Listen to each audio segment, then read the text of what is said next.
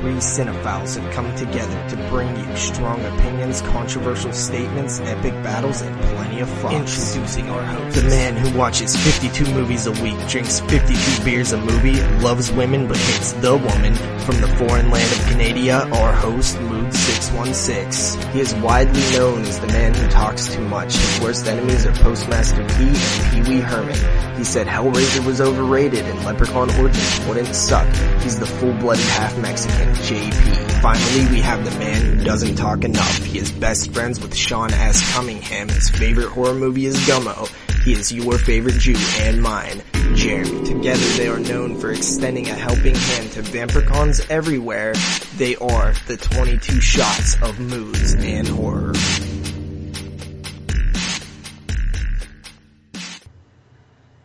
Yes, y'all, it's going down right here, right now. The 22 Shots of Moodz and Horror, episode 31 is coming at you live right now. I am your host, Moodz 616, and of course, I've always got my two accomplices with me, NES Ruler 22 and Double Shot J. What is going on, boys? Well, what's going on? What's going on besides all three of our NFL football teams are awful? I don't know if the Bills are awful. No, the Bills lost a tough one today. They actually played a really good game, unlike the Bears right as we speak. And wow, let's not even talk about Pittsburgh's game. Ugh. That was disgraceful. I mean, 1-8 Jets beating Pittsburgh, but I honestly, I think the laugh of the week, though, is definitely the Bears. Oh, this yeah. is bad. This is really, it's actually really Bears. bad. 42-0 at the end of the half. Oh. It's unbelievable. You know? Yeah, but at least the Bears wasn't like winning their division. Like Pittsburgh just got like, oh shit, we're winning the division for 2 seconds. 2 seconds we was winning the division. That's absolutely garbage. I thought you said that Pittsburgh's awesome though, JP. We are, but we're not right now. Oh man.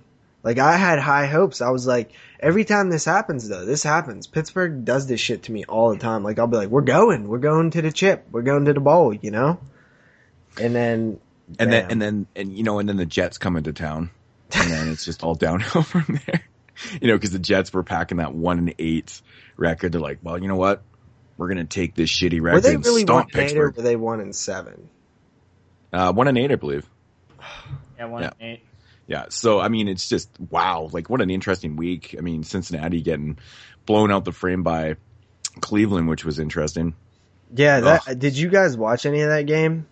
No, I was working, actually. Oh, Cleveland's D was like on point. Yeah. Yeah, it's just unbelievable. Who would have thought, man. 6-3 Cleveland. Yeah, I know. Right. Well, Cleveland started the year 0-3, didn't they? Or 0-2? 2. I think 0-2. Yeah, but their games were close. Mm-hmm.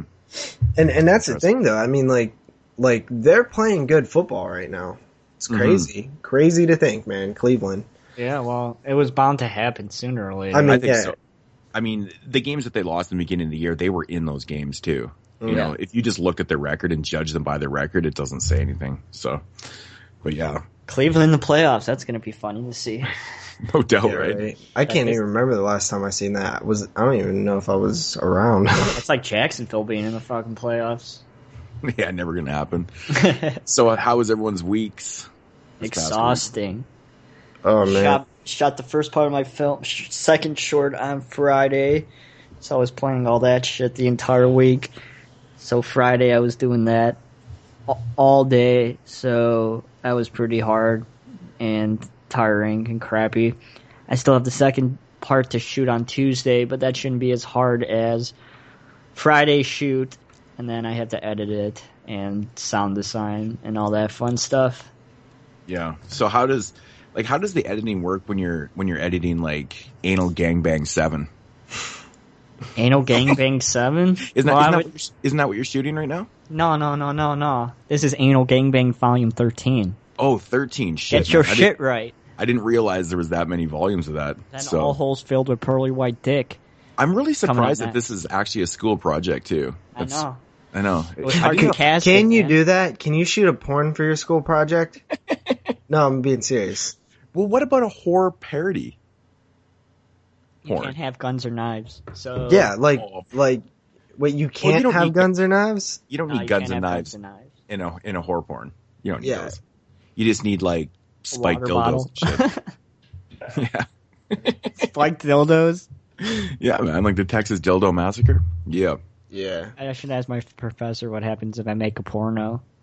No, seriously, anyone's- I would be curious. That's half wonder if- narrative, so. I wonder if anyone's ever tried that before. What is a good spoof horror porn to make right now? I mean, we've seen the dildo on Elm Street or whatever the hell it's called. And Cockius. Yeah, like there has to be one that we haven't heard of yet. Cockius. That's gonna be my porno. What is it? God, that's awesome. So good. So you only have one more day of shooting on it, though, Jeremy? Yeah, Tuesday for 3 hours, one more scene. That's not bad. Yeah. That's not bad. So how long do you think this one's going to be, the short? Between 6 and 8 minutes. Is this the clown short? Yeah. Oh, okay. So this one's actually longer than your last one, then? Yeah, the last one couldn't be longer than 5 minutes. That's right. This one's going to be a little bit long. I would like to make like a 10 to 12 minute cut of it, but it can't be longer than 8 minutes, so forced to that time constraint, unfortunately. But the hard is done on Friday. I mean, that is really the challenge, though, right? Yeah, getting it down between 5 to 8 minutes. I actually think short films are most effective when they're between 3 to 10 minutes. No, I actually would say 3 to 7 minutes, to be honest. If you could get something good in that time frame, that's awesome. Yeah. There's nothing worse than a short film that drags, right? That's just awful. That's just a feature at that point. Well, I grabbed. I was pretty happy with the mail this week. I grabbed my Phantom of the Paradise finally came, which was one of the collector's editions I still needed to grab. I also grabbed Nosferatu, the Scream Factory one, and then I grabbed the Squad and Necromantic. So I was actually I was debating on whether I was even going to grab Necromantic, and then I seen it for like $20. I was like, yes, this is what I want. I'm definitely grabbing that. I'm actually kind of excited to check it out because I did see it years ago, like in crappy quality. How does the Blu-ray look? Has anybody watched it yet? No. It looks pretty much what you expect it to look like.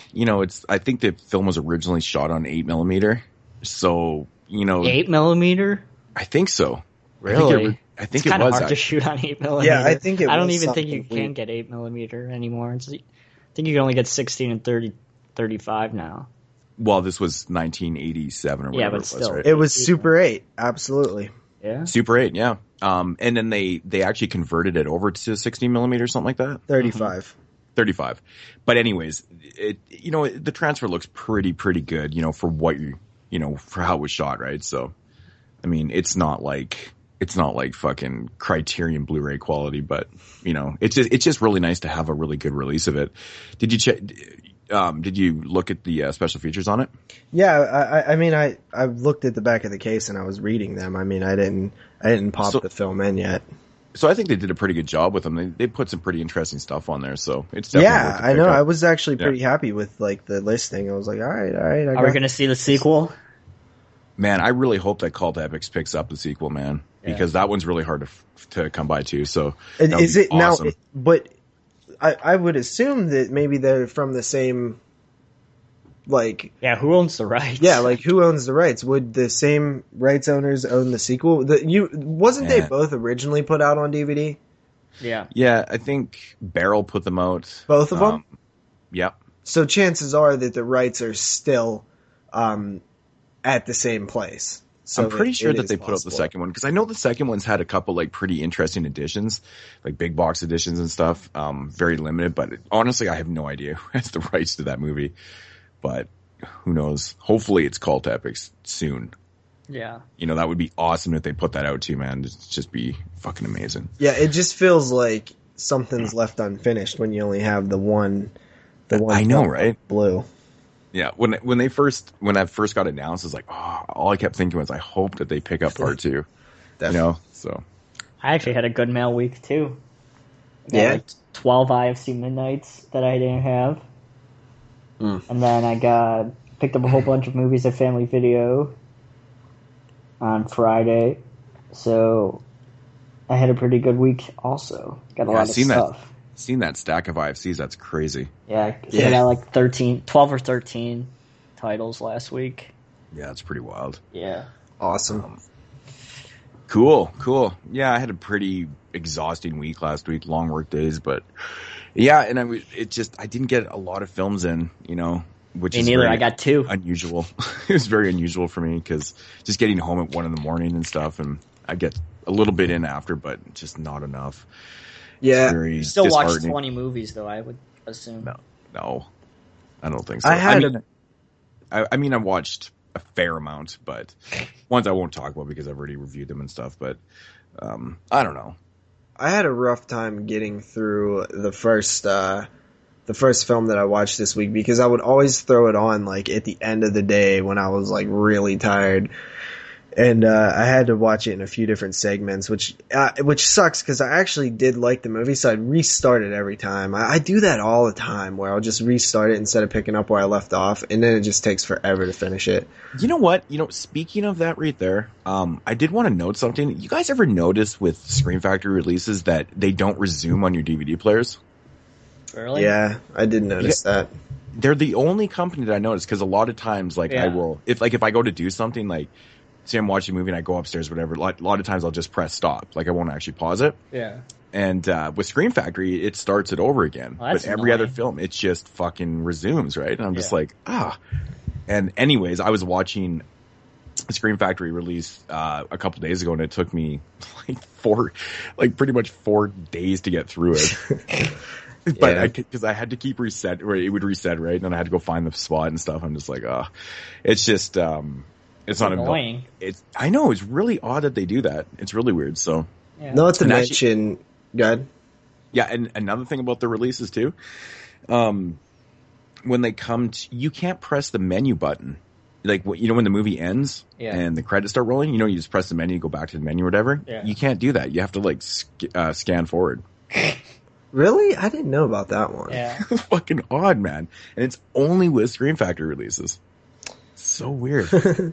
Get your shit together, Scream Factory. It's just like little nitpicking, but that's just things that I've noticed. Stuff like that does kind of affect my experience with a release, though, because when you're talking Scream Factory, it's not always about the movie specifically. It's about the experience of the release. You have if it's a collector's edition, the new cover art, the special features and stuff like that. It's not only about the movie and the transfer with Scream Factory, at least for me. So stuff like that does actually annoy me a bit more than it would if it was just like some, $2 DVD that I found used somewhere, Mm-hmm. Yeah. Mm-hmm. Yeah, cool. Alrighty, so JP, do we got some news this week? It has been established that persons who have recently died have been returning to life. Hi, phone calls are pouring into the New York One newsroom as a I can honestly tell you that I've never seen anything as shocking as what was just hours discovered ago, earlier police today. arrested 3 obsessed movie fans who allegedly committed a series of ritualistic murders after watching last summer's blockbuster movie, The Blair Witch Project. We do have some news. Not a whole lot of news this week. See, what was going on was the AFM was going on, which is the film market thing where the people go to sell their films and stuff like that, get distribution deals and international distribution and stuff like that. So a lot of things were coming out of that, but it was mainly just actual press stuff, posters and trailers and synopsis and just a bunch of stuff like that. So I really didn't take note of a lot of that stuff because, let's face it, usually it's just a release date and a poster. We can't really show our listeners a poster, so I kind of ignored a lot of that stuff. But it does seem like there's a lot of cool types of films coming out of there. This is kind of probably the stuff that we'll start seeing next year, after the, end of the year show. These will be the films that were made in 2014, but we don't get to see until 2015 type stuff. But besides that, I did take note of one of them, though, because it's one I was kind of interested in a little bit. It's called Pyramid.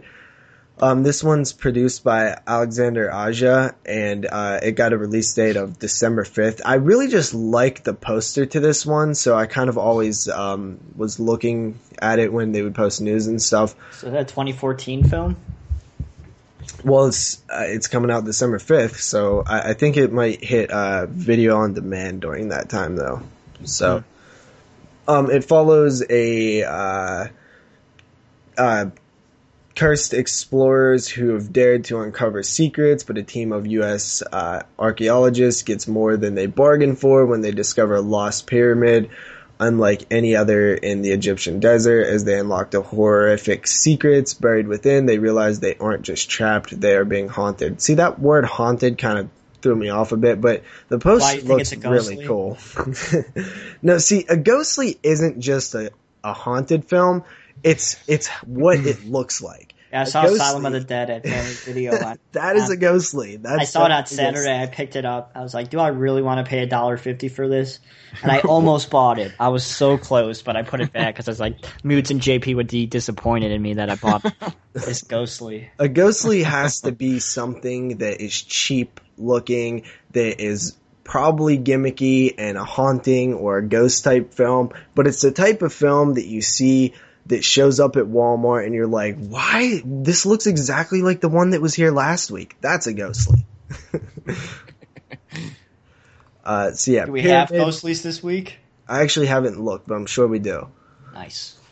Pyramid, that one produced by Alexandra Aja, looks pretty alright. So I'll take a look at it. After that, we actually have some interesting-ish news, but it's still kind of disappointing at the same time. I guess what's going on is Universal plans on creating a universe a la Marvel, how they're doing with the Avengers and like all their separate films, and then they come together for the Avengers, like an entire universe, but they want to do it with their classic monsters, which is, you know, that's so obvious, right? I mean, why hasn't that been done forever ago? A Monster Squad. Yeah, but I mean, like present time. Yeah. They did it back in the, old days too. Yeah. So I don't really understand why it's taking so long. But see, my problem is it seems like, once again, they're going like for that action style, like the Mummy remake. Because apparently the first film in this new series of classic monsters is Dracula Untold. Yeah. But they haven't announced anything else, though, so it's like... They actually have. They announced that they will be... I believe the Mummy one will be next, and that'll be June 24th, 2016. Oh, that's a long time. We talked about that. I know that. Wow.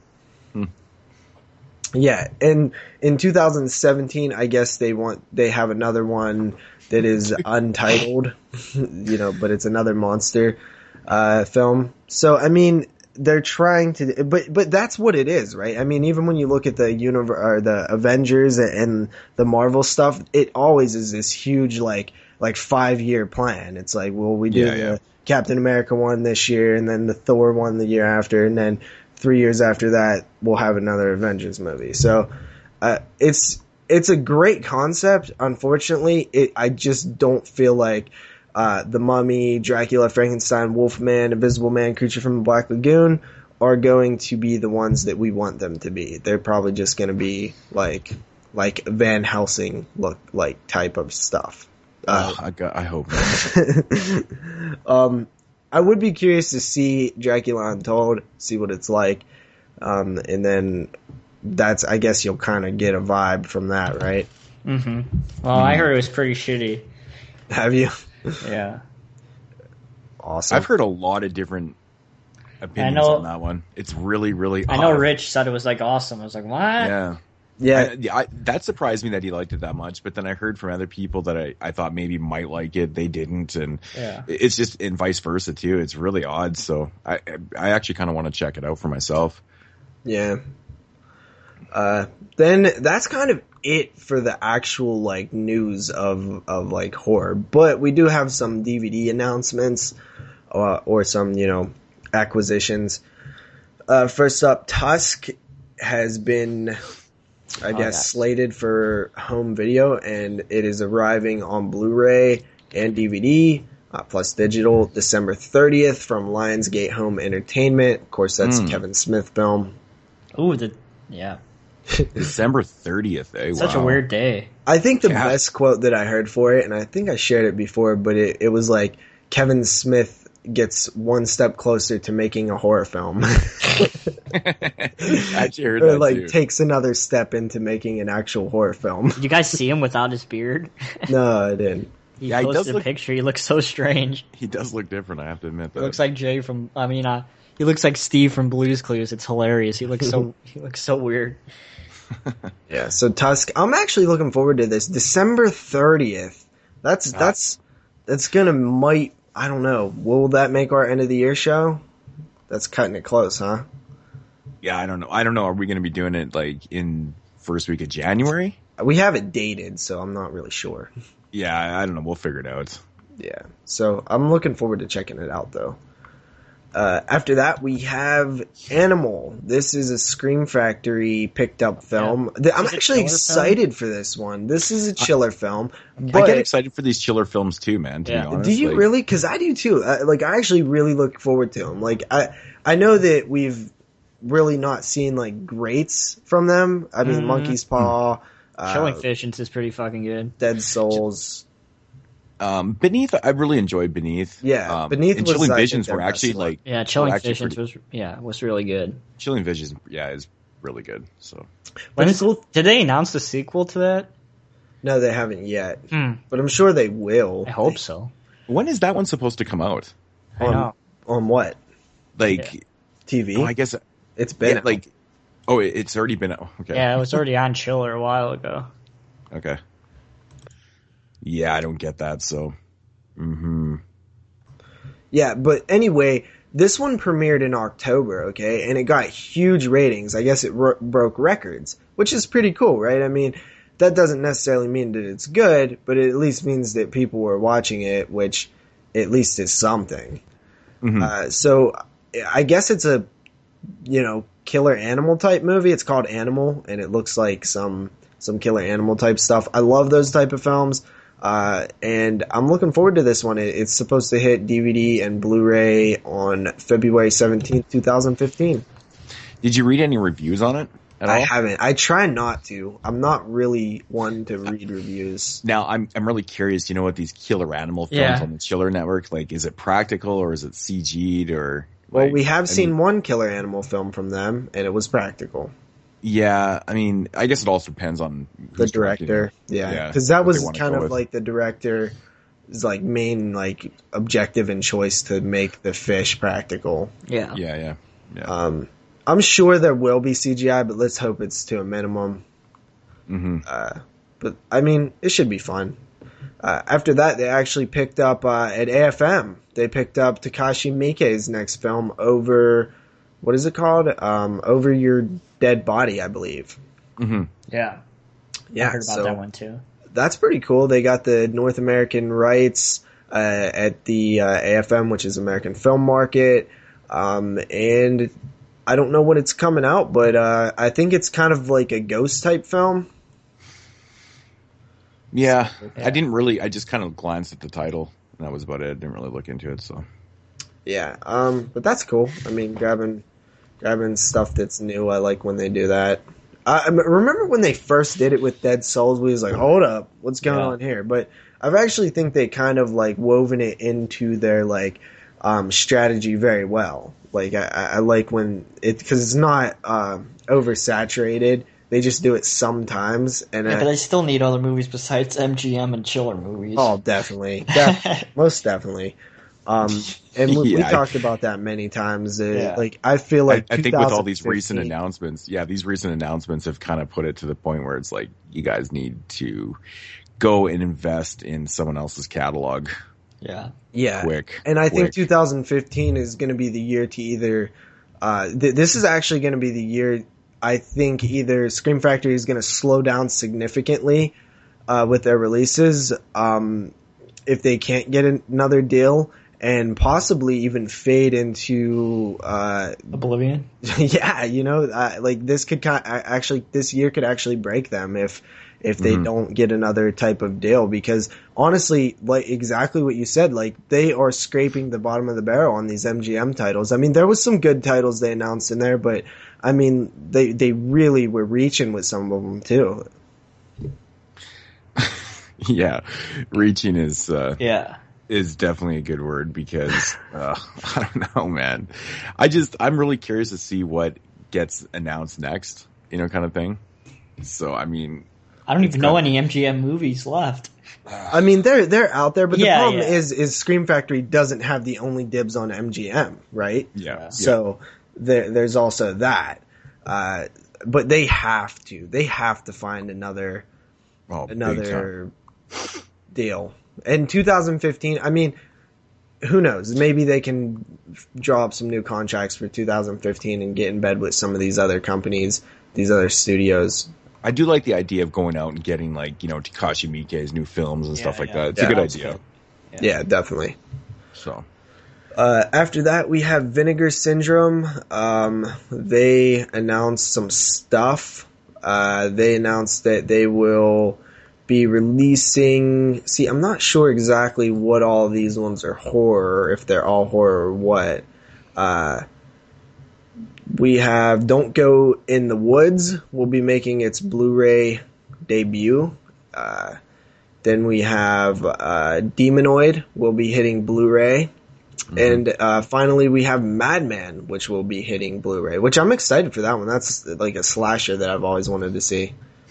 Yeah, that's pretty cool. I'm going to go for the 88 films release that Don't Go in the Woods, though, because it's part of their classic slasher collection. Yeah, the slasher. Yeah. Yeah, it's fucking pretty cool. But that's pretty cool that Vinegar Syndrome picked up Madman, though, because that one's pretty cool. Yeah, isn't that out of print, the DVD too? Yeah, I mean the Anchor Bay DVD is long out of print, and the Code Red also, which the Code Red transfer sucks. It's really scratchy, and there's like actually. What else is new? Code Red sucks in general. Yeah, so it's really cool that Vinegar Syndrome is picking that up, because they do really good transfers. So very cool. Good to see another one that was out of print going back into print. It's cool. And besides the Mule, which is the Mule is like this. What is that label called? The label that released Banshee Chapter. Macabre? Yeah. So, they're releasing a film called The Mule. They haven't released anything in a while. It's kind of like a thriller, I guess. So I guess I'll kind of talk about it. But it's about a guy in 1983 who has narcotics hidden in his stomach, is detained by Australian federal police. Alone and afraid, the Mule makes a desperate choice to defy his bodily functions and withhold the evidence, literally. I see not shit it out. And by doing so becomes a human time bomb, dragging cops, criminals, lawyers, and his mother into his impossible escapade. Holy shit, does that sound inspired by true events. That sounds fucking horrendous. I think it sounds funny, dude. It sounds so generic and boring. Really? I don't know. What do you think, Moodz? I think it sounds like a fun time. I know, right? I do too, actually. I think that could lead to it's some. Like when Steve-O swallowed his pills and he fucking got caught and got thrown in jail in Europe. That happened to Steve-O. I find it funny that they say inspired by true events, but yeah, that's Exhilarator Media and Macabre. Steve-O's life. Yeah. Yeah. So yeah, I mean the cover looks goddamn hilarious. So. Cabri haven't put out that much stuff. Yeah, there's. They put out Found, right? Yeah, Found and the Human Race. That one's still in Walmart. By the way, I should maybe grab that. Yeah, that movie's awesome. Yeah, so that's it for the news, guys. Slow week. Sounds like all announcements. Wow. Yeah, well, there was a million more from AFM, but like I said, it was just like dates and stuff that I didn't really feel like talking about. Mm-hmm. Actually, I was just lazy and didn't feel like gathering all that shit. Interesting. All right, yeah, I didn't really hear of much too much news this week, so I guess that kind of pretty much sums it up, hey? Mm-hmm. So. I mean, let's be real. Who wants to hear about a film that none of us have ever heard of that it finally is getting a release date for December 5th or something, you know? Yeah. Mm-hmm. Yeah. Alrighty, so yeah, getting into Mood Swings and the November 11th release date, or DVD / Blu-ray releases. November 11th actually got some pretty damn good ones this 2 week. IFC Midnights, man. Yeah, there's some heavy hitters in this one. Yeah, there's some really, really good stuff, actually. First up here is the collector's edition of Dolls released by Scream Factory. Oh, yeah. That's awesome. I think my copy has already been delayed, so it's What not else is fucking new? shit. I'm not going to You get your Oh Night my Breed God. set yet or no? No, I have not got that Is yet. it should shipped? be. Yeah, it did ship from Amazon.com. Did you hear so about that's good. Danny? Yeah, I heard about him. About what? Diabolic and Danny. What happened? Oh, they Danny have some of his ordered copies. the Nightbreed collector's edition, and it never shipped from Diabolic. Which, to me, I don't know how they would even have any anyway. Oh, I think he got sent the 2-disc instead of the 3-disc, and that pissed him off. Oh yeah, you know what's funny? They actually just relisted it on there. They have some copies of the collector's edition on there, which is interesting. Okay. I was on there yesterday, so it's interesting. But yeah, that sucks, man. Fuck, it's brutal. But yeah, I'm really looking forward to this release from Scream Factory. I've heard some people say that they don't even really dig the collector's edition cover art. What do you guys think of it? It's See, okay. I'm not familiar with the film, so like I don't know if it represents the film well. But I like it. It's it fits classic the film. Scream Factory. It looks like one of their typical type of arts, but you know, if this is what the film is like, I mean, yeah, it's pretty damn good actually. People should just stop bitching about the art and be grateful that they got the film released. It's like No doubt. It's like I shut like the the art though. I like, like shut talking up. about the art. But But I loved never it. not like their art. That's the thing. Like I've never been like, man, you know what? I hate that art. Unless it's like a non-collector's edition, like original art, like Death Valley. Yeah, I personally love this art, man. I think it looks fantastic. Dolls is my favorite killer doll film too, so I'm fucking stoked as hell to see this. I have to get Monkey Shine still, man. I have to Yeah, I'm excited to grab that one. yeah, I have to get that. And then we've got finally Region 1's getting released a Ginger Clown. I think that was That's, out in the UK like sometime last year or something like that. Yeah. Like I think it's been out there for a long time. Yeah, but look at Piggy. Piggy took like 3 years to get here. I know it's funny how that works sometimes, but Yeah. Tim Ginger Curry, Clown, Brad obviously. Dourif, Lance Henriksen. yeah. I believe that Laura actually reviewed this on Body Bags a long time ago, I think. So I don't think she cared for it too much, if I remember correctly. Is it about a ginger that's a clown? Yeah. Fuck. It's got a funny fucking premise. I'll tell you what, they actually did release some images to that Eli Roth produced film called Clown. Looks pretty awesome, dude. Like it looks kind of like Scary Clown. The person who played my clown was fucking awesome.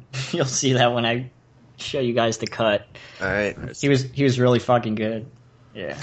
And then from Synapse Films, we've got finally they are releasing the standard editions on DVD and Blu-ray of Demons and Demons 2. Yeah. Nice. There get is these. something to note on here. These will not contain all the special features that are on the steelbooks. The way it should be. Just to pre-warn people. Yeah, they just won't have them on there. So, but it is super fucking cool that they're finally releasing them on the standard edition. So yeah, because how for much everyone out were there. those still books? They were like 60 $40 bucks a piece. No, or they were something. 40. All right, Yeah. that's Yeah, still they were a like lot. They were like yeah. 32 at Cinema Wasteland. They were like selling like hotcakes. I know you bought them, Moodz. No, he got them as a gift. My parents actually bought them for me. Oh, yeah. My birthday, so I kind of lucked out with that. But yeah, so people jump on that. Demons do the Yeah, because the transfers I will are the definitely same. do that. They are. I've never fucking seen either film. Me Oh, neither. God, Demons is like in my top 10, and the transfers look beautiful on these. It's really amazing what they did with them. So jump on those. And they're cheap, dude. They're $15 a piece right now, I think. Yeah. Yeah, that's awesome, man. That's a great deal. It's a really great deal for a Synapse Blu-ray. Mm-hmm. Yeah, so I mean, you always know that you're going to get good quality. Next up, we've got the complete series on DVD and Blu-ray of True Blood. I've only ever seen the first 2 seasons of True Blood, so I can't actually talk about the entire series. But from what I've seen, I did really enjoy the first 2 seasons. But I heard the later seasons kind of go downhill and stuff, and it kind of gets a little ridiculous. See, I heard the opposite. I heard the first couple seasons are kind of rough to get through, and then like in the middle it picks up. But the funny thing about True Blood is I would come to work in the morning, and there would be this girl who worked at the front desk who would be in the back watching True Blood like every morning. She doesn't work there anymore, but I would always be like weirded out because like she liked zombies and vampires and stuff, but only like True Blood and like Resident Evil style zombies. Like, so it was like it made for awkward horror conversations. May I add? Great. It is now 49-0. Continue. Oh my good God. Yeah, you know, I don't know, man. Like, I really enjoyed the first 2 seasons. I actually watched the first season of True Blood twice. I enjoyed it so much. And then I watched season 2, and then that's actually right when I got rid of HBO. So I've never seen anything else since. How many? Picked up the sets and stuff. But do you know how much that complete series set is? I bet it's like awfully priced. I think I remember. Yeah, it is going for. Oh wow! The complete Blu-ray set is $169 on Amazon.com. That actually doesn't seem too bad. I think there's 8 seasons or 7? Well, with 7 seasons, I guess that's a little steep. I thought there was more like 10 seasons. No, it's like 7 or 8 or something like that. And then the DVD set's $129. So that's still relatively super high. Yeah, that's a lot. Yeah, I have the first 3 seasons on DVD, but I've never watched. They're still sealed. You know what's funny? I've seen the first season of True Blood twice, and I have the first season on DVD still sealed too. Isn't that fucking bizarre? That is. Now you're gonna have to watch it a third time. Fuck, I might even do that someday. Next up, we've got the Twilight Zone Complete series. Did you see that damn set? That thing is amazing looking. It's fucking crazy, man. It's called the Fifth Dimension Complete Series Limited Edition box set, and I believe this comes with the entire original series and the 80s version of the Twilight Zone. On Blu-ray or DVD? It's just on DVD. Oh, that sucks. But I think it's like 42 discs or something. It's like ridiculous. It is going for, I think that's at about $194. Yeah.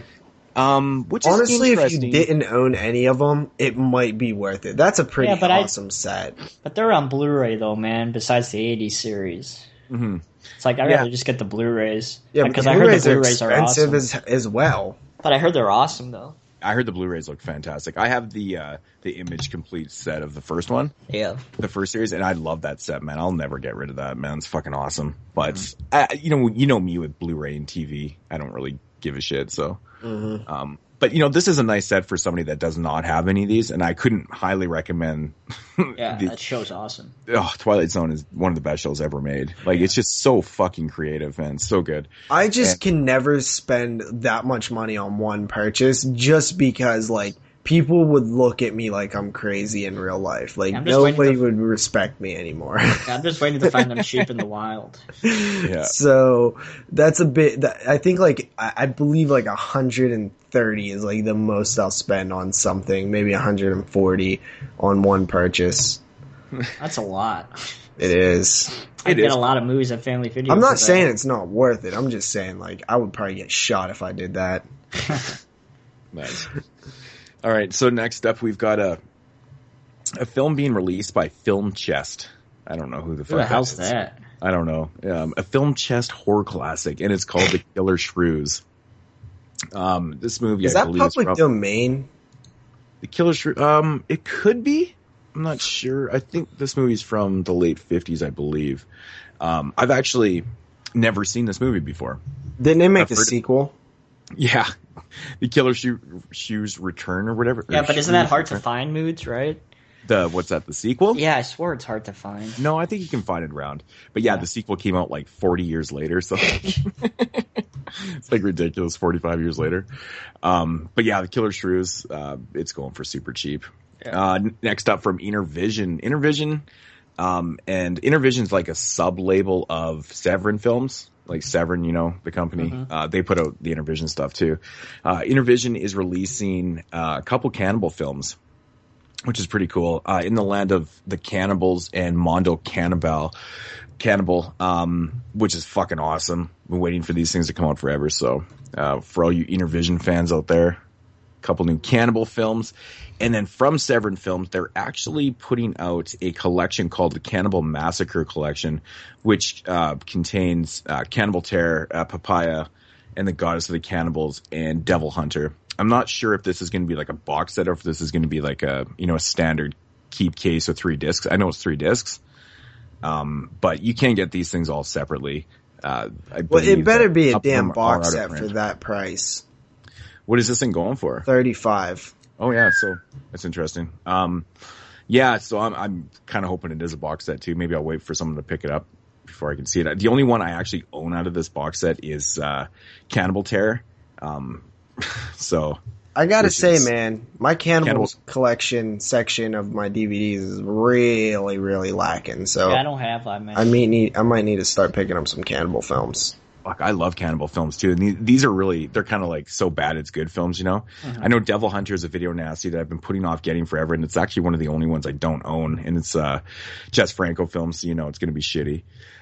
Is it out of print? Is that why you don't have it? No, I think it is out of print, but it goes for like really cheap still. You can still find it for like $14 new or whatever. It's not overly that crazy or anything, but yeah. So, but I heard a lot of people were looking for these. So the Cannibal Massacre Collection, that's pretty cool. And then this title actually cracked me up because I think it's our weekly Ghostly. Oh, nice. The House at the End of Time. Now I have to grab this movie just because of the title. It's one of those house movies, you know, house at the end of the street, fucking blah, blah, blah. House at the End of Time, but it looks like there's a ghost on the cover. Does it not? It says like the best of the Conjuring and the others and Oculus. Oh, that definitely sounds like Ghostly. There's a weekly Ghostly right there. That screams Ghostly. God, it doesn't. How do these movies get made? I don't know. It does not look good either. How does Dustin Mills movies get hard to make, but these movies get made? I know, right? It doesn't make any sense. Fuck. It's like, why the hell don't you give that guy some money? He's actually creative. Yeah. I know, like, what the fuck do we need a different ghost film every week for? No. Like, it's completely ridiculous. Next up, we've got, oh my god, this is so awesome. The name of the studio is 1-800-PRIME CD. That can't be right.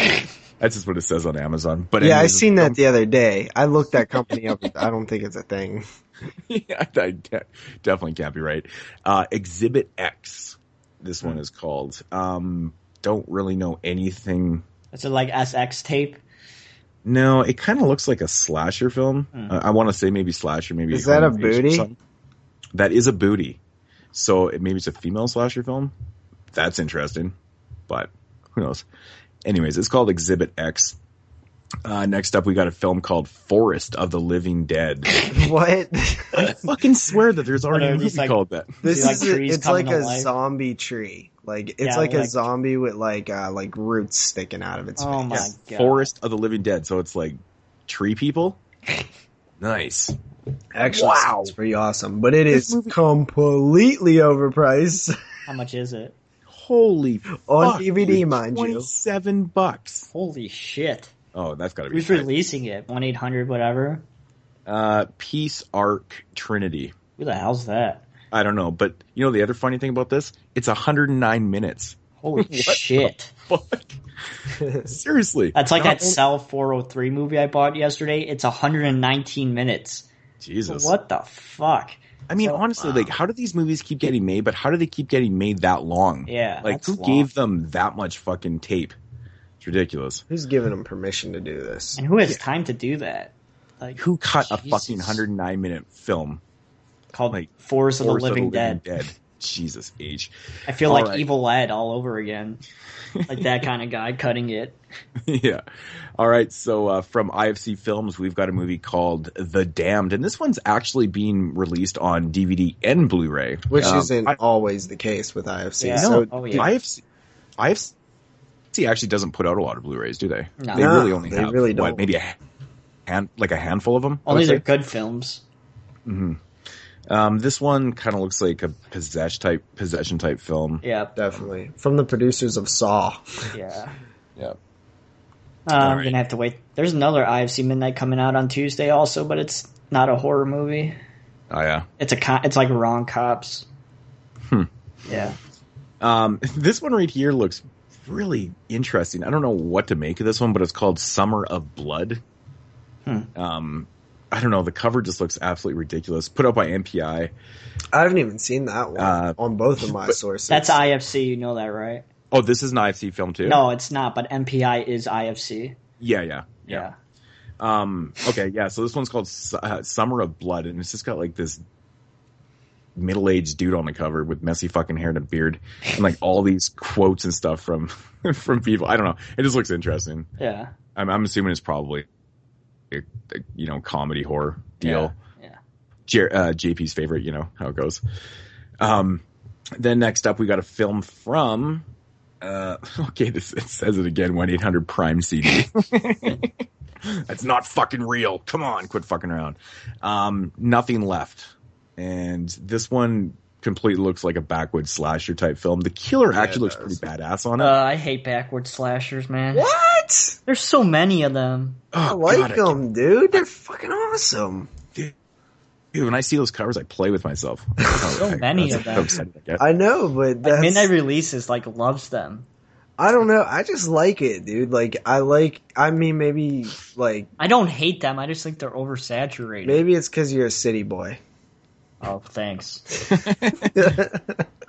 Thanks. All right, so next up we've got... This is like a Volume 3 of collection, the Scared Stiff collection, Volume 3, the DV trilogy. Well, you actually skipped one. Because that's funny Volume that 2 is being released also. That's funny that you brought up that I'm a city boy. We actually talked about that in my woman in horror class, but I Spit on Your Grave with the girl playing the city girl in the country people. Yeah. Well, the way it was listed on here was actually that way. Volume 2 was actually right behind it, so. And then we got Scared Stiff Collection Volume 2. Sounds like Are these shot on videos? I have no idea, actually. I'm not really familiar with this. And even the films too, like Loverboy, The Wrath of Steph. What is this, the band made a shot on video horror film? What is it? Phantom of the Woos. Of the Woos and Scary Tales. Oh my god, this looks dude, so Scary bad. Tales is the only one that has any interest at all. I'm assuming it's an anthology. Yeah, right. It's pretty damn bad. Yeah. Pretty awesome. And then last up for the ones that I've got here is the DVD release of The Cemetery, put out by Massacre Video. They recently released the 4-disc Blu-ray of this. And they did announce right away that there will be a 2-disc DVD version coming out. So for the people that didn't want to spend the $34 or whatever on the Blu-ray, the DVD is out now. You get the Blu-ray Moodz?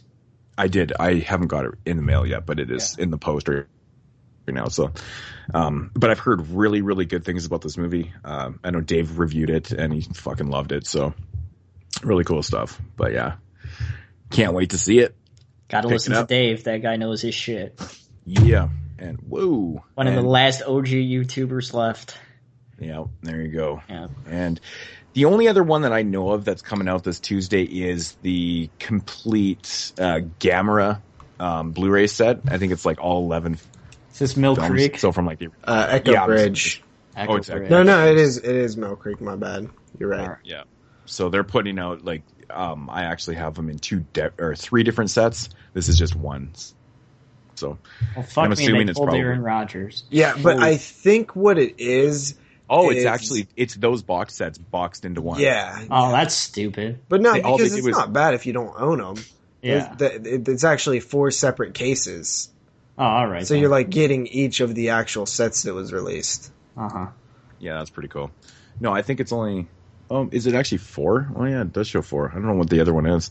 It's interesting because I have all the films on 3 discs. I know you sent me that one set, Moodz. Yeah, I think that was the 90s trilogy. Yeah. So, but yeah, interesting. But the price is pretty good, though. It's $23 for the whole thing. So if you don't have any of them, it's a pretty damn good deal for 11 films. Jesus. I heard they look really bad, though. Yeah, probably. Yeah. It's fucking Mill Creek, dude. So. I mean, it's the price. Whatever. Effort. So, yeah. And that is going to do it for the releases that I have this week. Do you have any others? Well, there's two that I didn't hear you say, but I'm not sure if they're horror. One of them is called SOB. It is listed here, but so is fucking Batman for some reason. Yeah, I did say SOB. That's the Summer of Blood one. Oh shit, my bad. That's what the middle-aged dude with the messy hair and the beard on the cover. Okay, I got you. And then the other one is El Eco del Miedo, or whatever. It means the echo of fear in Spanish, I guess. That one's coming out from some word I can't pronounce, Home Entertainment, and that one's $8.99 on Amazon. But it looks like a ghostly, so. Only two ghostlies. That look like a ghostly. That is it for my releases, guys. No Walmart ghostlies, though. Okay, so we are going to move along to the phone messages that we've got. Actually, I should just say phone message. I shouldn't pluralize that. Yes. So, JP? It's only one message, and it's an interesting one, I guess, from Emperor Corndog. Well, I hope this is the 22 Shots of Moodz and Horror podcast. This is Emperor Corndog speaking. Yeah, I brought my comments for the last week's episode in hopes that they will be aired. JP, you are being a bit prudish on the last episode. I hope you just chill the hell out and go watch the Universal Horror Monsters classics. And Jeremy, stop bitching about making short films and how it's taken so much of a toll on you. I've been doing that crap for 10 years, and let me just say, just have fun with it. Stop being so hung tight on it. And for Moodz, I did ask you a while back about a Pete Walker film that you would recommend for somebody that's never seen it before. You never answered me, so I'm asking it again. And for the three of you, I decided that I would ask, what are three non-horror films that you would argue are actually horror films? So for me, that would be like Requiem for a Dream, because that movie is scary as shit. So anyway, that is Emperor Corndog speaking. Hope you guys answer. Take it easy. Later. Okay, so that was Emperor Corndog with some bit of harshness, I guess. First, he says that he said I was acting a bit prudish. I think he says prudish. Now, I think what he's getting at is because I focused so heavily last week on my Mutantis review on the offensive nature of the male rape. I guess it could be looked at like that. I mean, I did focus on it a lot, but that's because I really couldn't remember a lot about the film. But really, I'm not offended easily, and stuff like that doesn't bother me. I don't really think that I'm prudish. So yeah, I don't know about that one, but he also said I need to chill the hell out and watch some Universal monster films. Okay, I will do that eventually, I guess. But he also left a comment on the video saying that he thought I was acting ridiculous on last week's episode. He said, just have fun with movies and appreciate them for what they are. Well, first of all, I was probably acting a bit ridiculous, but the film was absolutely ridiculous, so I guess that's a appropriate reaction. Also, film is there for us to interpret and give opinions on, right? So, I mean, look, they asked us to review that film. I gave my honest opinions on that film. I'm not going to just appreciate a film that I don't like. I always appreciate good aspects of films, and I give credit where credit's due, but I don't see the point in just loving everything just for the sake of loving everything. I don't work that way. Yeah, I get serious about films, and I do take them serious, but that's because I'm passionate about it. And I don't know if you kind of like missed the memo here, but that's kind of what we do with this podcast. That's kind of the point. Just like I'm not offended at the comments that you're making towards me, because I'm doing the same thing. I'm putting my show out there, or a show out there, to be judged by other people, which is exactly what I'm doing with the films. Once you make a film and put it out there for people to see, you're giving them the okay to judge your film. That's the whole point. And especially if you ask somebody to review it for you. Right? So, yeah. I mean, I'm not really like, I thought the comments were a bit weird. I don't know how serious you're being, but I don't know. I mean, I can see certain points of what you're saying, but, I'm going to stand by the way that I review films and the way that I talk about them. And if it's a little bit ridiculous, I'm a little bit ridiculous, I guess. Yeah, GP, you're ridiculous. Yeah, you're ridiculous. Like the back of your head. And it's fucking hot in here, just saying. Like, Jeremy? Oh, so it's my turn to address my comment? Yeah.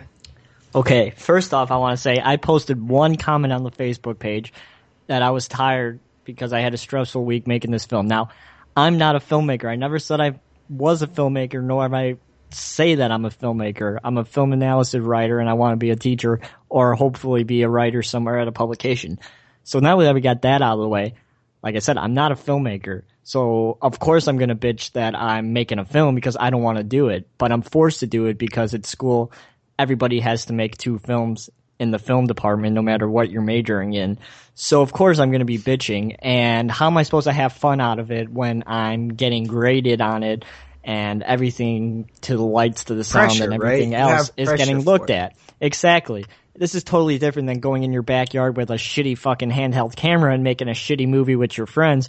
This is actually a production where you have to find a producer, an editor, an actor, sound, everything. This is not just some shitty film, which is totally different than having fun with, like I said, on the weekend. This is, actually legit, and people look at it and it could get sent to festivals and things like that. Not saying that your weekend friend film can't get sent to festivals and stuff like that, but this is actually like legit, and you actually have consequences if you do a shitty job. Like, I saw a ton of shitty films last semester, and you don't want to do that. You sit there in class and you see your film being projected onto the screen, and all your classmates are watching it. So of course you want to do the best job that you possibly can. And I don't want to make a shitty movie, even though I'm not a filmmaker. That's just not who I am. So like I said, I posted one thing on the Facebook page about me bitching about me being tired and having a stressful week. How does that make me not having fun with what I'm doing? I didn't say that I wasn't having fun or I wasn't enjoying what I was doing. I don't enjoy it, to be completely honest. But you don't hear me bitching about me. I didn't say it like 8 times, like, oh no, what am I going to do? I have to make this film. I'm having the worst time of my life. No, I didn't say that. I said one fucking post, and that's the first time you ever heard me talk about me making films. I may have said something about my film being accepted in the film festival in my school a few months ago, but that's the last time you've ever heard me say anything about filmmaking, me making films. Besides that, I've talked about my papers and stuff like that, of course, because that's what I like to do. But you haven't heard me say anything about me making films. So to you, sir, fuck you. Okay. Well, I think the thing here is that, like, one of the important things that you noted was the fact that you're not a filmmaker. You're doing it for school. You're not choosing to go out and make films out of wanting to be a director. So it's not something you're doing for fun. It's something you're doing for school. Yeah, it is completely different. I was on set on Friday, and I had no fucking idea what the hell they were talking about with. I know how to slate and things like that. I know how to set up lights, 3-point lighting, and all that fun stuff because they teach you that. But, I was just a mess the first half an hour of the shoot because I had no idea what the fuck I was doing because I've never directed before. I'm not a director. So, but as time went on, I started to pick things up a little bit, and I caught on with some things. But like I said, I'm not a fucking director, so it's like, don't tell me to have fun with something that I don't like doing in the first place. I know it's film school and you're supposed to be doing that, but it's like, I'm not a director. That's not my interest. So of course I'm going to complain a little bit that I'm not having fun. I mean, if you were sent to school to do fucking economics, I bet you would be bitching too that you were all up all night studying for a test and shit like that. It's like, that's just, I don't enjoy it. So of course I'm going to be bitching about it. Also, just because Jeremy loves film and he loves it enough to do a podcast doesn't mean that he wants to be a director, right? I mean, not all of us want to do that. And the pressures of doing that, especially for somebody who who, like me or you, who don't like a ton of pressure to begin with, it might That's come why off I'm a writer. a little bit bitchy, but That's why I'm a writer, because I'm in control of my situations. I don't like to work with other people. I mean, I like to work with you guys, but I don't like my future to be dependent on having to trust other people to show up and be there on set and things like that. That now is you're true. Thinking, then why not did I go doing to it film with friends all the time, right? You're doing it with classmates who could, totally fuck up your production because they don't care about their grade or their work or even being there. I had a good crew who helped me out and things like that. But like I said, you're probably thinking, why did I go to film school then? Well, I didn't go to film school to be a director. I went to film school to, analytically write about film. And you're probably thinking, why didn't you go to journalism school then? Well, I'm minoring in journalism, asshole. So why didn't you just shut up and, Also, just really quickly, I forgot to mention that, I think most of this came from where I was really harsh on the film for being that so bad it's bad type shit, the purposely bad. And now I'm thinking that Emperor Corndog is taking this very personal, and I don't think he should do that, because maybe he makes those type of films, or maybe he enjoys them and he feels like I'm personally attacking him, when really I just hate those films. And, Moodz likes them, but Moodz, I assume, respects my opinion, even though he doesn't agree with it. And I don't think you need to take it personal. It's not personal. It's not personal. It just got me really heated that you said that without knowing any fucking background about what I was saying. Like I said, it could be one thing if I would said that thing like 8 times, but I said it one time. Don't fucking say anything unless you know what the hell I'm talking about. And I don't get angry very often. I'm a very, mellow person. I don't get mad. But that just pissed me off that you're telling me to have fun with it and stop bitching when I don't like to do it in the first place.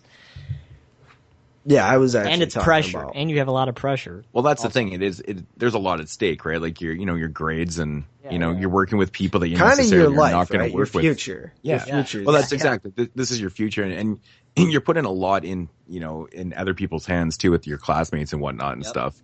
That's a little frustrating. I think it'd be frustrating. It's kind of hard to have that honest fun while doing a project like this. But I mean, I understand where Corndog's coming from this, but at the same time, you have to look at it from Jeremy's perspective when you're in school and there's a lot at stake. It's just a different type of fun that you can possibly have with it. I think it's possible that maybe what he was trying to say is don't get so stressed out and try to enjoy it. But the way he said it, it didn't come off like that. So maybe he was just trying to say like just chill out a little bit and try to enjoy the process. But it definitely didn't come off that way. No. Mm-hmm, mm-hmm. All right. So apparently I missed a comment a while ago about Pete Walker, and I'm assuming the question was what film would you recommend that you haven't seen? I'm not entirely sure which Pete Walker films you have seen and haven't seen. I'm assuming that you've seen Frightmare and stuff, but if I had to recommend one, it would probably be Schizo, or The Comeback. But I think you've seen those, or House of Whipcord. I don't know if this answers your question or not, because I honestly do not have a clue what you've seen, so it's kind of hard. If this was a written comment on one of the videos, sorry I didn't answer it. It might have been in junk. I don't know. How sometimes comments just are not there. Definitely happens to me. It might have just been an oversight on my part. So I mean, honestly, I don't purposely try to avoid questions at all, and especially when that's simple too. Not doing that. I'm the bad one.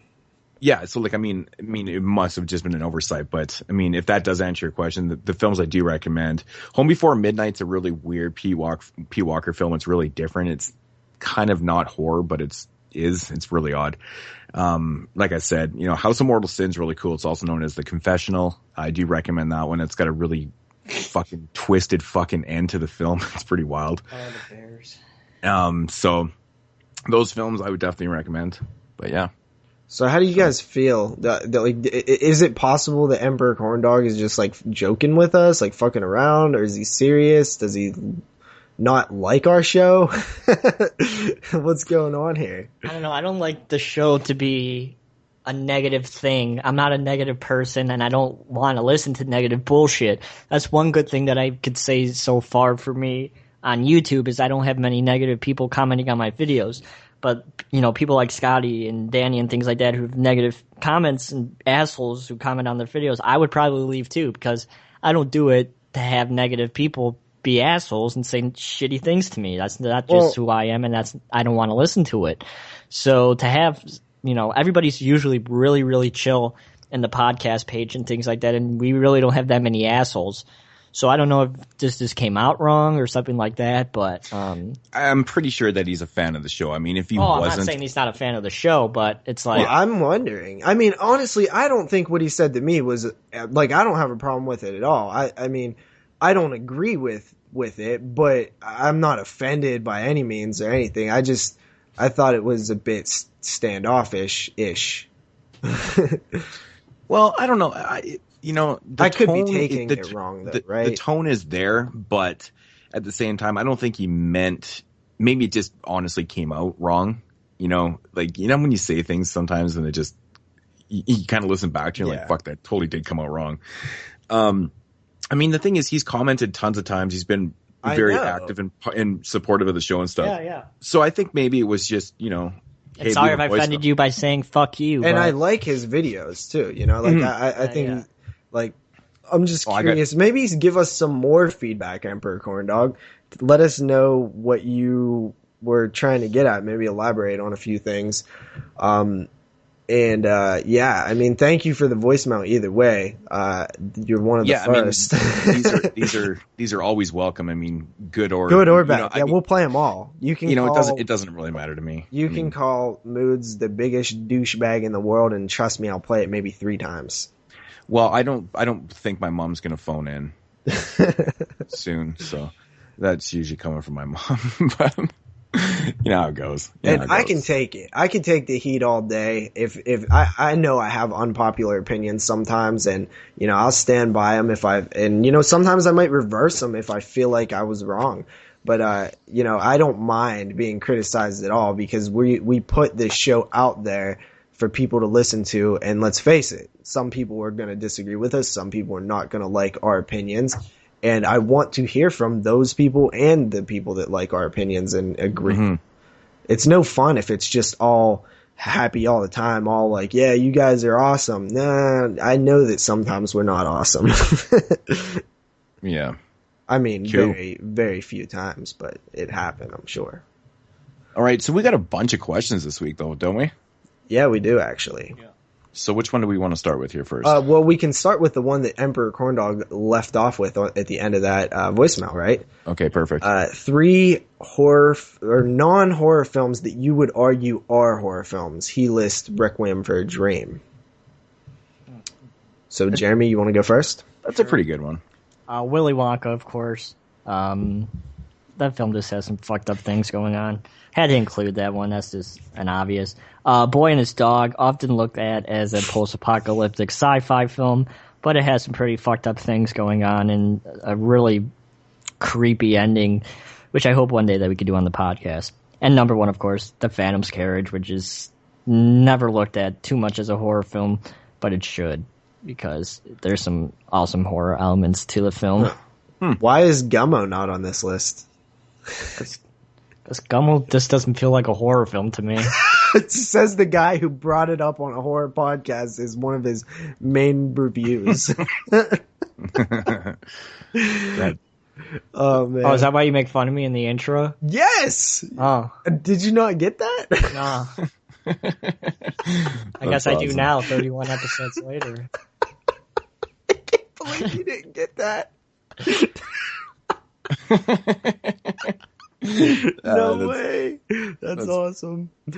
That's pretty good. I think it's funny that he put a boy and his dog on there, because he's been trying to get us to cover that film since like episode 5. Yep. And you won't do it. That's a fucking asshole. Hey, I own the film. Moodz won't do it. I never said I wouldn't do it. Well, you never said you would do it either. Do the Devil's Backbone, but we can't do the fucking Boy and His Dog. Anyway, I'll go next. My 3 are, I don't know. This one was hard for me because there was really only 2 that I could think of that I actually would argue are horror films, and that is like Silence of the Lambs-ish type stuff, but some people accept that that's a horror film. So I kind of went with some different ones here. The Butterfly Effect, I think that I could argue that is, close to horror, more sci-fi, but that's crazy. I find I haven't seen that movie in forever. What, you think that's not even close to horror? I haven't seen it in a long time. No, so. It's the fact that was the first thing I wrote down. Oh, okay. Yeah. That's so fucking crazy. I find the Butterfly Effect to be kind of scary, right? Because you keep fucking up everything that you try to make better, and then you realize that like you kind of the only way to make other people happy is for you to be miserable. That's a terrible thought. Next, actually, Requiem for a Dream, dude. That movie is scary. I agree on that one. Maybe throw in something like The Road Warrior or something like that. It could kind of be there, but not really. Terminator is number one. I actually did argue that this was a horror film on last season. It was my pick of the week, I believe. Terminator is dark, and rewatch that film as if you're watching a horror film, and you might be convinced. Mm-hmm. Yeah, to be honest, I've heard lots of people actually argue the fact that the Terminator is basically a slasher film. Ever since that episode, JP, I've heard other people say that. I agree. So, I mean, when you really look at it, it does kind of play out like that. So, yeah. Yeah, so of course I had the Butterfly Effect too. That's fucking so bizarre that you actually mentioned that. I actually really like that movie. That's a solid film, dude. It is, man. I saw it in the in the cinema when it came out, and I was just fucking walked out of there and went, holy shit, man, that movie was really cool. I have to see that movie again. It's still actually pretty good. I watched it holds up. Yeah, I think I watched it last year again, and still really enjoyed it. So, and I always just like time travel in general. Mm-hmm. Yeah, it's a cool concept. It's a really cool concept. Then I had, I mean, some people argue that this is a horror film. I don't know if it technically really is a horror film. I find it to be like very disturbing just because of the setting of it, and that's The Girl Next Door. Oh yeah. That's definitely a horror film to me, personally. A horror film.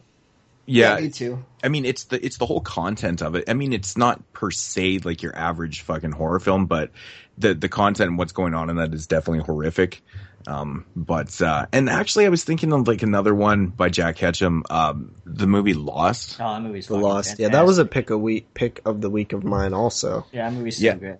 And it's a very interesting story to that one. So. It's a slow burner, but it's totally worth it. Yeah, the ending is a great payoff. Yeah. Totally. So totally.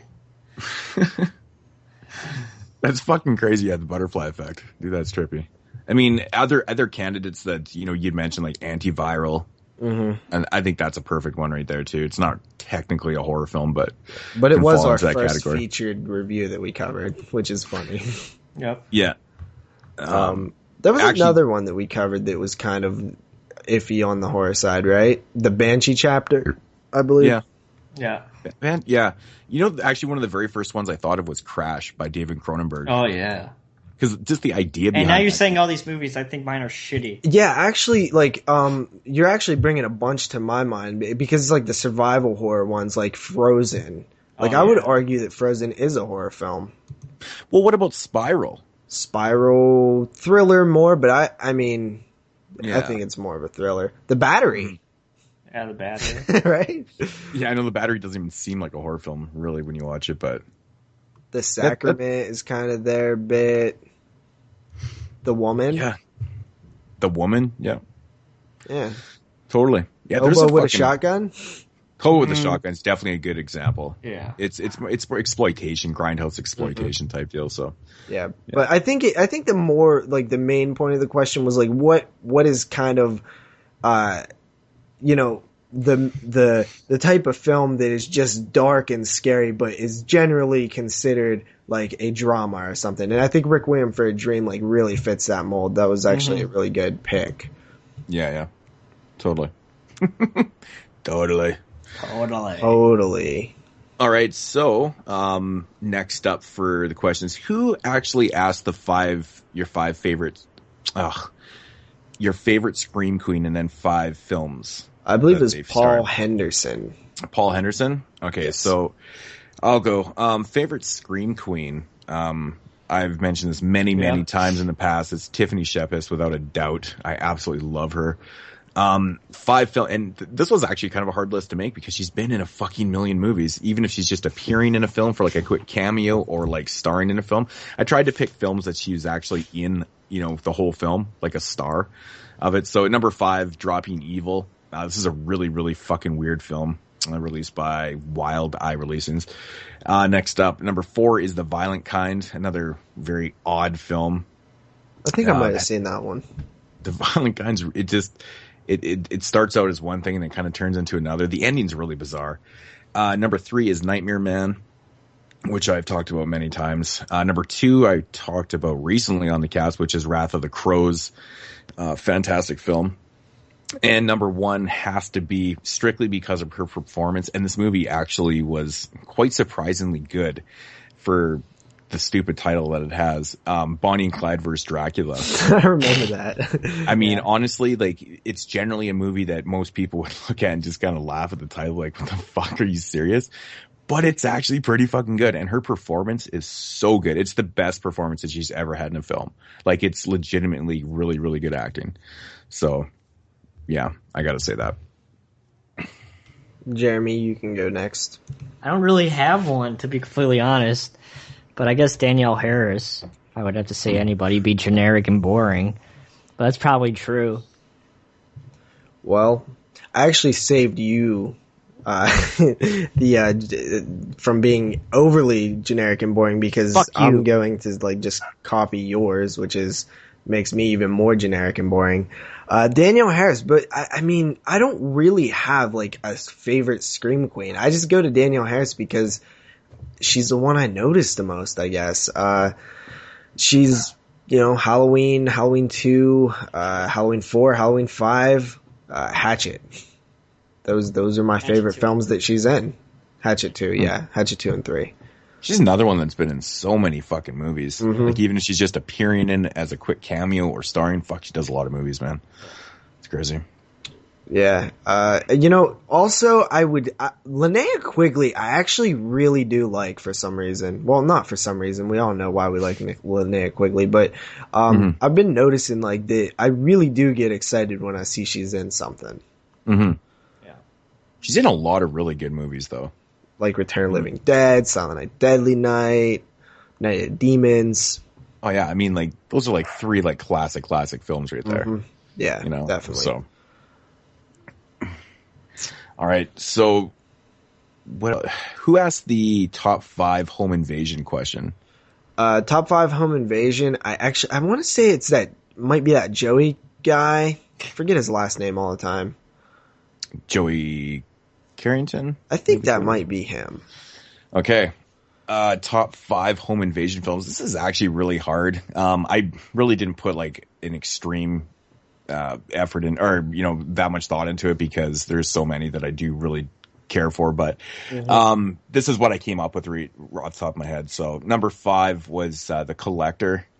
I think that's a good one, actually. I forgot about that one. That movie is actually one of the better ones. It's pretty inventive. It's a pretty interesting film. Number 4, this might be a little bit of a surprise, but I was thoroughly I can't even explain how surprised I was at this film when I first watched it, but the Mother's Day remake. Yeah, I have that too. It really, really good film. Just awesome. Just blew me away. Number 3 is Fight for Your Life, which I did review. I did a review for it on Body Bags.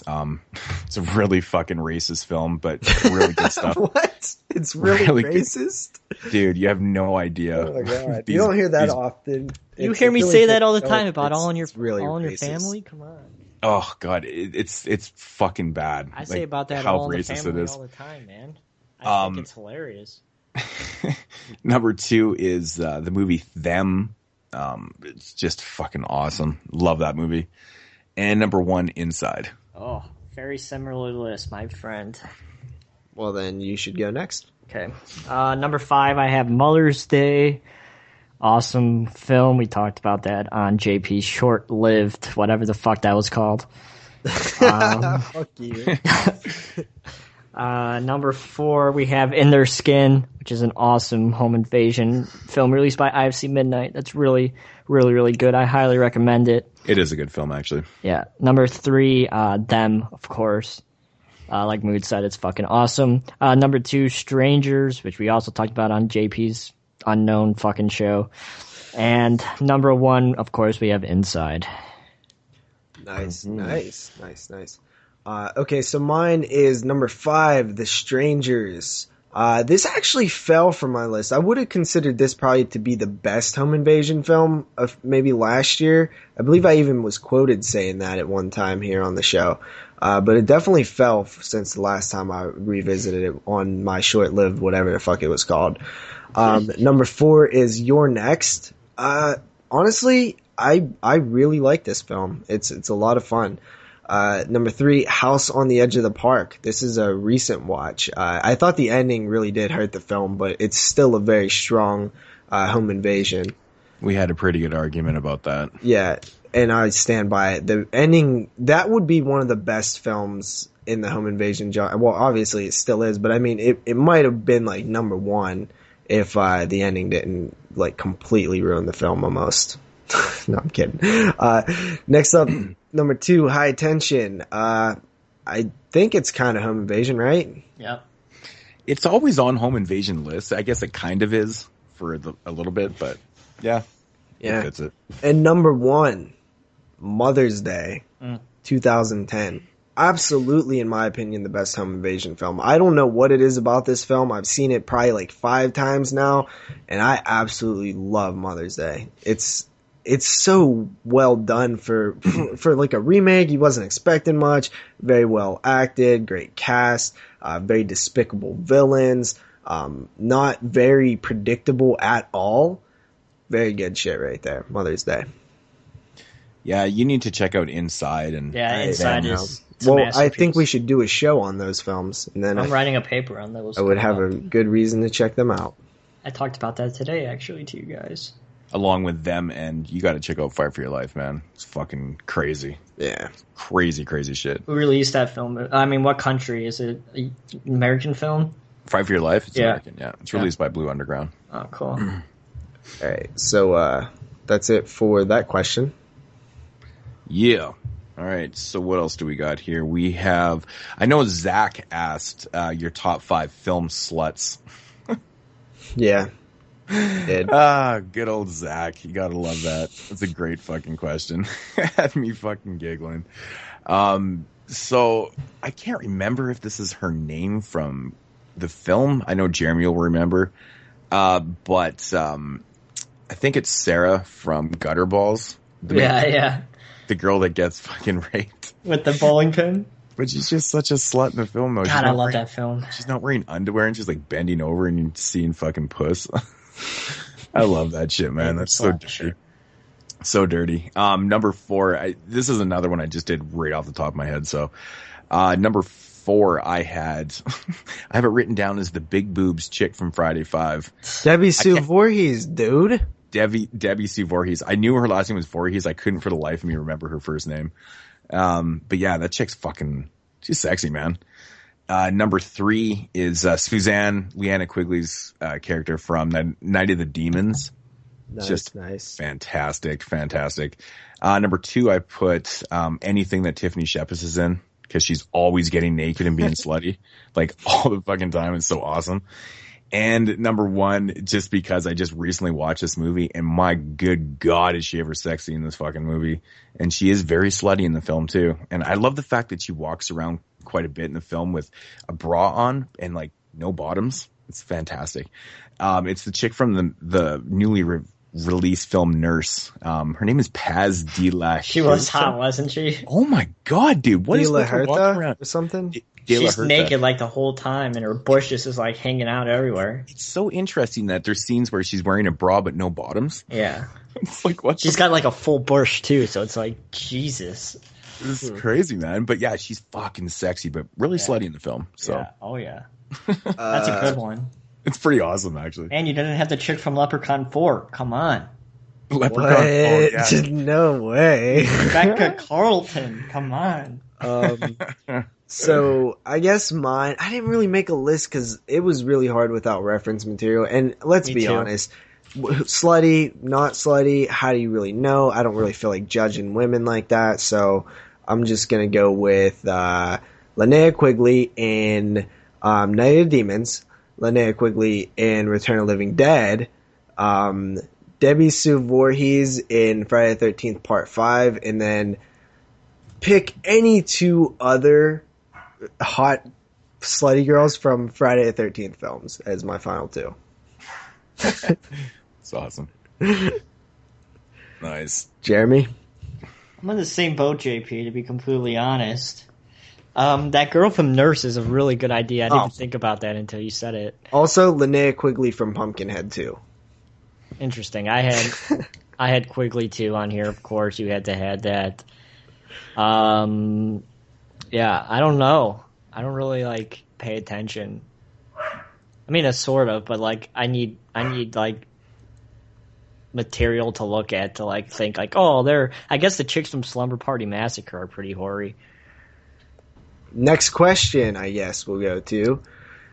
We have a guy who asks, have any of us seen The Purge Anarchy? And my answer for that is no. Nope. No. Wow, Moodz. Do you know Brie Olsen's going to be in the new Human Centipede? Yeah, I didn't know that, actually. I just read that. I was like, what the It's kind of ironic, though, that she's very into ass to mouth in her pornos. Yeah. That's pretty funny.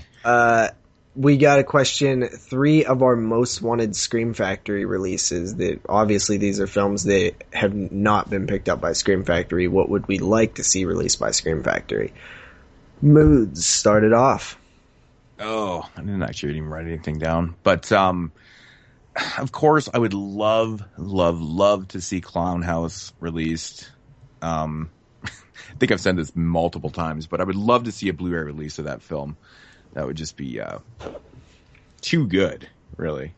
I think you guys probably have that one up there too, don't you? Yep. Yeah.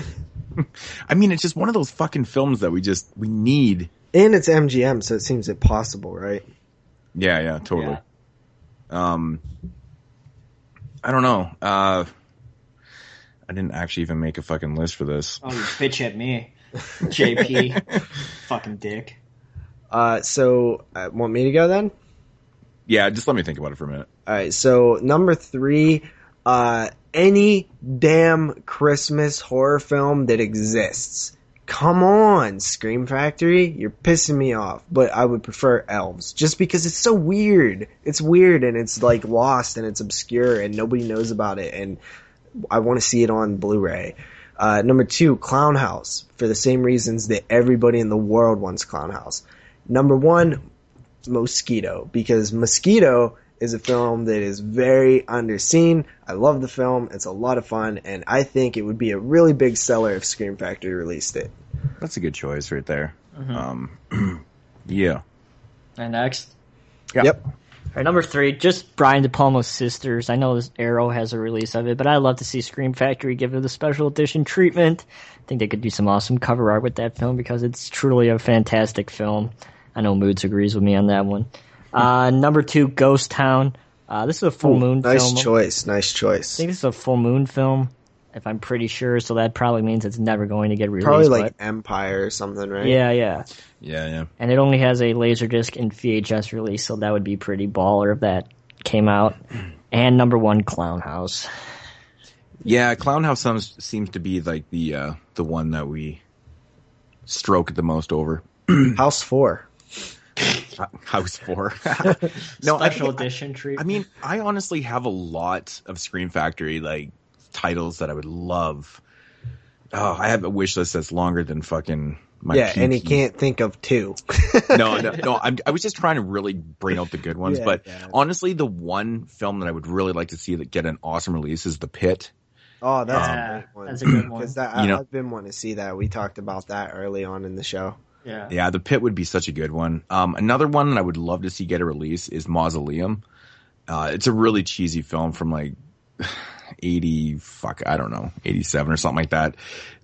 Really good one. I'd like to see that one get released too. Honestly, I would love to see a really good release of Funeral Home. Have you guys ever seen? I've seen that on VHS. Yeah, it's kind of like Psycho a little bit. Yeah. It's an interesting film, and it's not too bad. I like to see it get an actual release. Yeah, it has like a shitty VHS transfer release. And the one that always kind of fucking. This movie I don't even have a copy of. I used to have this VHS tape. I wish I still had it because the DVD's is so out of print and stuff. But Rawhead Rex. Oh yeah. I'd love to see Scream Factory release that. That'd be so sick. I think that's a one that I've seen other people ask for in the past, like on Scream Factory's Facebook and stuff. Mm-hmm. Yeah, probably, man. Probably. Seems like a highly requested title. I would like to see a prom night box set with uncut versions.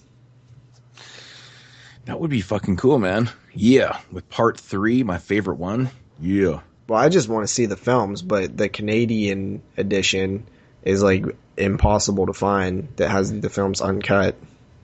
Yeah, I'm lucky that I have those because, man, I tell you, those cut versions that are floating around on those double packs and shit are fucking shitty. Mm-hmm. They actually they're like films. TV cuts, right? I've never seen those movies, so part 3 is I've seen the first one, but it literally and the first one sucks. But Moodz says that the sequels are pretty fun.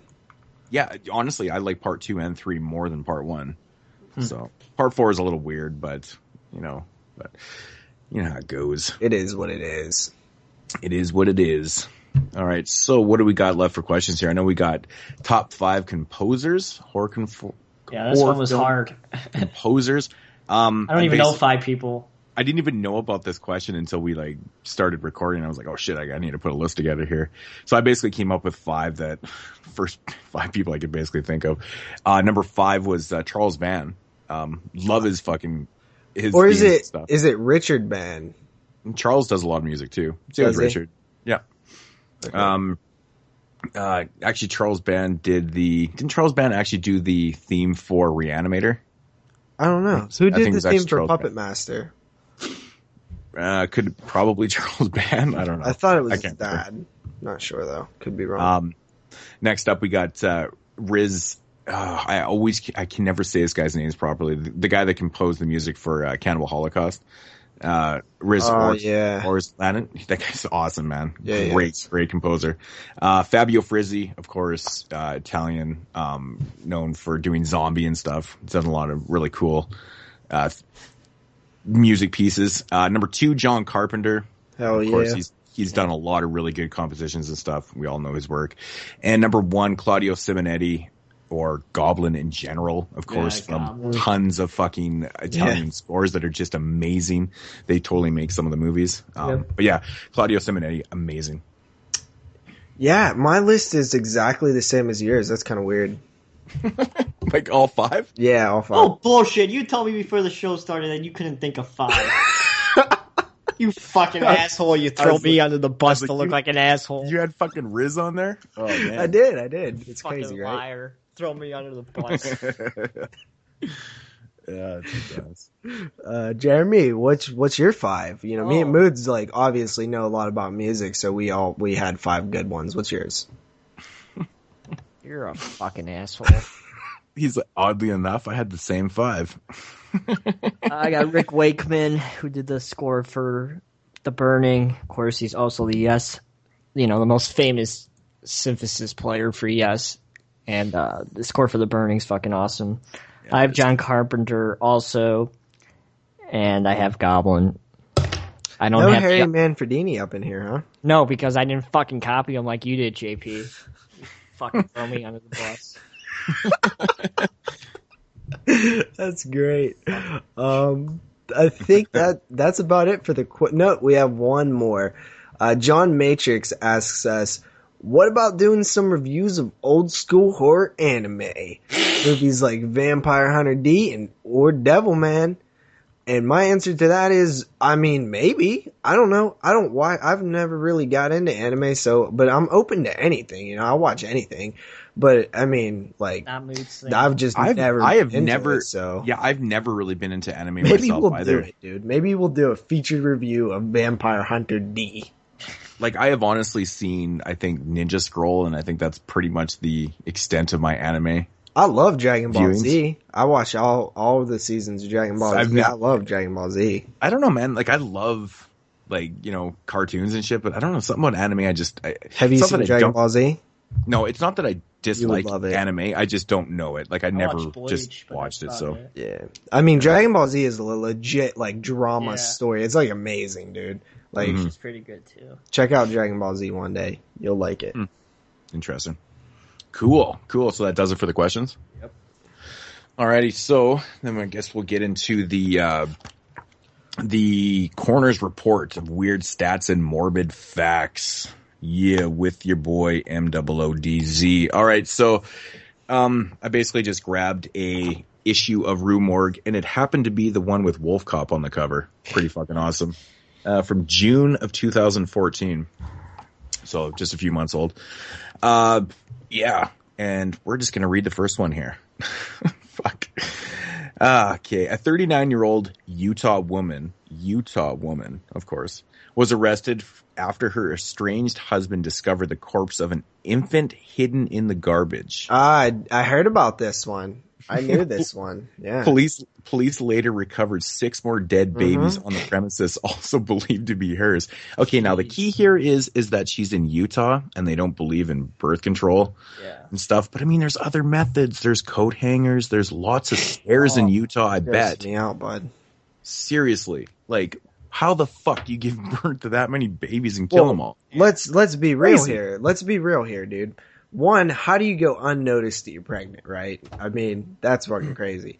2, I believe the story also involved, there was like actual kids too. They had kids. So they like had regular kids, and then they had dead baby fetuses in the garage, and nobody noticed them in the garage. Like they were like in boxes, like in totes, right? They were in totes in the garage, like over in the corner for years. She was doing it, and nobody noticed the dead baby fetuses. That's pretty dark, disturbing, and quite frankly, a really, really good movie. Yeah, I mean, Proxy too, right? God, totally, man. Like, what a fucking bizarre thing, though. Like, wait till we get to Hanger, man. Oh, just wait till we get to Hanger. Oh God. All right, I don't even know what. I'm already gagging. All right, so that is gonna do it for Mood Swings, and we are gonna move on to the what we watch portion of the show. Who wants to go first? Or what we watch for me? Moodz, sure. You go first. You never go first. Okay, I can do that. You know what? I'll talk about this one. I didn't really prepare which one I was going to talk about, but, the first one I'm going to talk about is came out in 2013 on Media 2014, and it is also known as Nurse 3D, but the copy that I have is called Nurse. Did you talk about this one, Jeremy? I wrote a review on the Devil's Eyes about it. Okay. So basically the premise behind this film is, okay, you got this nurse, and she is basically crazy. She's fucking psychotic. There's not really a whole lot to it. She basically becomes friends with like this other nurse and stuff like that. Boy, I was not a fan of this one. She's got like some major issues. Obviously she's got major fucking issues from like, before in her life and stuff. She doesn't like people that cheat, and she feels like she kind of needs to do, other people's like dirty work for them and stuff like that. Like she does kind of likes to dispose of like people that are being fucking assholes and shit like that. So basically she meets up with this girl and then basically kind of like almost blackmails her with those pictures and stuff. Is that how you'd say, Jeremy? She kind of blackmails her with the lesbian pictures and whatnot. Oh yeah. So she gets all hugged up with this chick, and anyways, of course she works in a hospital, and she's supposed to be like this big, awesome nurse and whatnot, but she's really not. She's got major fucking problems, and she's basically kind of a serial killer. It's kind of like, the premise of the film. Now, I didn't mind the premise to this movie. I think that the girl, this Paz de la Herda chick, man, was fantastic in this movie. I mean, you have to give her props, man. What did you think of her performance, Jeremy? Really shitty. really shitty. Oh God, I fucking loved her performance. She's so bland and boring. No, she was so awesome. The way she was pulling off those lines, I loved it. It was just so fucking perfect. It was so perfect. I was forgetting. You guys reminded me of something. That is the one thing I hear people debate about this film is the performance. Is she doing this like style of like? Does she know what she's doing, or is like she just bad at acting? And it's not really bad acting. It's maybe the way she's delivering lines and stuff. I think maybe it's coming but across is it part of the character, or is it just bad delivery type shit? No, the delivery and stuff and the way she spits her lines, I think is perfect for the character because the character's fucking psychotic, man. Like, she's really, really crazy. So when she comes across as delivering the lines, I think it's perfect. I loved her performance. That's the debate, I thought she was fantastic. I think that's what people are talking about when they talk about this film. Like some people see it as like, I've heard this before now that you mentioned it, because Jeremy said he thought the performance was bad. You like it. I've heard other people say that they felt like the actress didn't do a good job. Oh man, it's crazy. Yeah, I mean, whatever. But I heard people argue on your side too. No, I think it was great. I think she was awesome. There was so many scenes where I was just like, it almost made me laugh so many times, just the way she kind of delivers that like psychotic lines and stuff. It's very calm and cool, like almost too cool for the, for the moments and stuff. I guess I can kind of see where people are coming from on the, the angle of her not really performing very well, but I think it's completely opposite. I think she does a great job. And it does, it definitely helps that she's fucking absolutely sexy as shit in this movie too. She's good looking. Very, very good looking. And she looks different in like scene to scene, like she kind of changes her look quite a bit. And it's fucking crazy, man. Really, I enjoyed her performance, but, now, like the whole premise of the film, I kind of do like. I think it was executed a little poorly at times with some really shoddy CGI. Some of the kills is so bad. Oh, the opening kill, like, man, I mean, I understand why they did that because it was made for 3D. Of course, they have to have some kind of kills and stuff. This is a movie that never should have been done in 3D. That's what I said in my review. Okay, so they never really should have done this in 3D because it's the type of film it is, and like you can just tell that they're really kind of pushing it too much in parts, and it just kind of takes you out of it when you watch it in 2D. Obviously, it just does not work, and there isn't really a whole lot of even moments in the film where you're like, wow, that would have been really cool in 3D. It's like fuck, whatever. It's like a part in the beginning in the opening scene which is really shoddy, and then the end with some scenes too. Basically, that's pretty much all you're going to get with the 3D. Well, you hate 3D to begin with. I do. And this type of film, it doesn't need to be in 3D, man. But I think it's because of her English is not that good that I had a problem with her performance. I don't know. I thought this was a little nitpick of me. I just thought it was a little bit hard to understand what she was saying at some points and things like that. Did you watch it with subtitles, dude? That's interesting because I never noticed the language barrier. I know obviously she has an accent because I believe she's Spanish or something, I obviously noticed that, but I didn't really have a problem with, the way she was pronouncing words and stuff like that. I never once ever caught myself going, what did she say? Which is weird. I love what I said in the review about the opening kill. The kill itself was not a disappointing one, but the fact that it was entirely in CGI made the film start off with a few marks against it. Makes me angry that awesome filmmakers like Dustin Mills can create amazing effects on such a little budget, but a film that has a major studio backing has to cop out and use shitty computer-generated blood just feels like a waste of time. What studio put this out? Lionsgate. Yeah, and that's the other thing in this too, man. Like there is practical effects, obviously, but there is scenes where it's like just completely CG, and I'm like, why would they do that? Probably for 3D. Well, it's not even for 3. Some of the scenes I don't even think were going to be that good for 3D and stuff. It's really odd. Like this, basically the big massacre scene in the hospital, Jeremy. Yeah. Shit's flying around and stuff like that. And there's like practical blood and there's things going on. There's practical gore and stuff. And then all of a sudden there's like somebody gets stabbed in the face and it's like fucking CG'd. I'm just like, ugh. It doesn't fit. It kind of takes you out of it a little bit. But, overall, I didn't mind. Rena Bowden's pretty good looking too. Yeah, totally. Really good looking. Yeah. Yeah. So, yeah.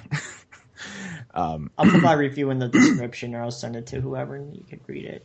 So that was kind of an interesting, the other element to this film that I thought was quite interesting is that, obviously she's a real fucking psycho. It's kind of like, but she's a hypocrite kind of also, right? Really, her character is very she's a pretty much a hypocrite because, she doesn't believe in people cheating and that whole thing and stuff. And they show you the backstory of why she's like this and stuff. And it's so generic. It is very generic, but of course, this is what she does later in life. She feels like she has to go and, people are cheating. You go fucking kill this guy and stuff. But at the same time, she drugs this girl and, has lesbian sex with her. And she's basically making her cheat on her boyfriend. So I'm kind of going, well, crazy people are often hypocrites, just like exactly. But, I guess I did turn on the subtitles, JP. Now that I'm reading what I wrote. You gotta watch movies with subtitles. So what would you rate it? Yeah, I don't know. If I had to rate this one, I actually, overall, I didn't actually mind this movie. Like I said, the CG was, I really could have done without that. I mean, if I'd have watched this in 3D, I know I definitely probably wouldn't have cared for this movie as much. But like I said, the performance by her, I really enjoyed. I think it's interesting that Jeremy completely hated it. I didn't hate it. I gave it a 6 out of 10. Yeah. I'm actually going to give this one 7 because it's very generic. There's nothing really new about this film, but I did like her character enough and I liked what was going on and some of the kills, like when she fucking drugs the psychiatrist and then backs his vehicle out of the alley. That was fucking awesome. Yeah, that was practical. That was good. That was pretty fucking good, man. I was like, holy fuck, man, that just happened. But I like the scene when she kind of like walks, like she gets on her phone. She's like, oh my God. And then she pretends to phone the fucking 911, but she's actually phoning about like her shoes or something. Yeah. She's like, yeah, I'm going to go pick I thought the ending in the hospital was really good, but then like the final sequence was pretty shitty. I think it was a cop out and they couldn't think of a better way to end the film. So they just did this in this stupid, fast, quick way. Yeah. And it kind of ruined it. It's a little bit more for me. Yeah, honestly, I kind of seen that coming too. Yeah. Exactly what they did with the character and stuff like that. But, yeah, I mean, I don't know. I give it 7 because I had a lot of fun with it. It's not a great film by any means. I'm not going to say it's fucking, amazing, but there's a lot of things about the movie I did like. I know I have heard people just completely criticize this movie to shit, but I found a lot of good stuff in it. And the girls were fucking hot, man. Yeah. Really, really hot in this, though. Got to give it points for that. And Jeremy, you said you gave it a 6, right? Yep. 6. What's his face is in this movie? Judd Nelson. Judd Nelson. He's actually plays one of the doctors in this. And it's got some interesting, cameos. Like Kathleen Turner's in this film, too. Yeah. She plays like the head nurse and stuff. It's really interesting cast, but... Judd Nelson, fuck his demise, pretty awesome. Yeah. Actually had me fucking laughing pretty good in that part because that's one of the scenes where she was actually wearing a bra and no bottoms for whatever reason. Yeah. There was absolutely no reason. We're just like, you get to see this amazing ass all the fucking time in this movie. Uh-huh. It's pretty cool. So. Well, you're obviously the target demographic for this film like this. oh, big time. Honestly, it's definitely worth the watch. I mean, definitely good. I thought about picking it up multiple times at Walmart, but I just never committed on it. So, I guess, Jeremy, you're next. Sure. I only have 2 films. One was my body bag review. I watched The Great Gabbo. I talked about this one on body bags, like I said. This film was interesting. It has quite an interesting history, like I talked about on Body Bags, that when the film came out in 1929, it was an early sound film, so the technology wasn't up to par like it is today, or even 5 or 6 years later, when they actually kind of understood what was going on with the sound technology and things like that. So that already took away a few points by itself because it was really hard to listen to.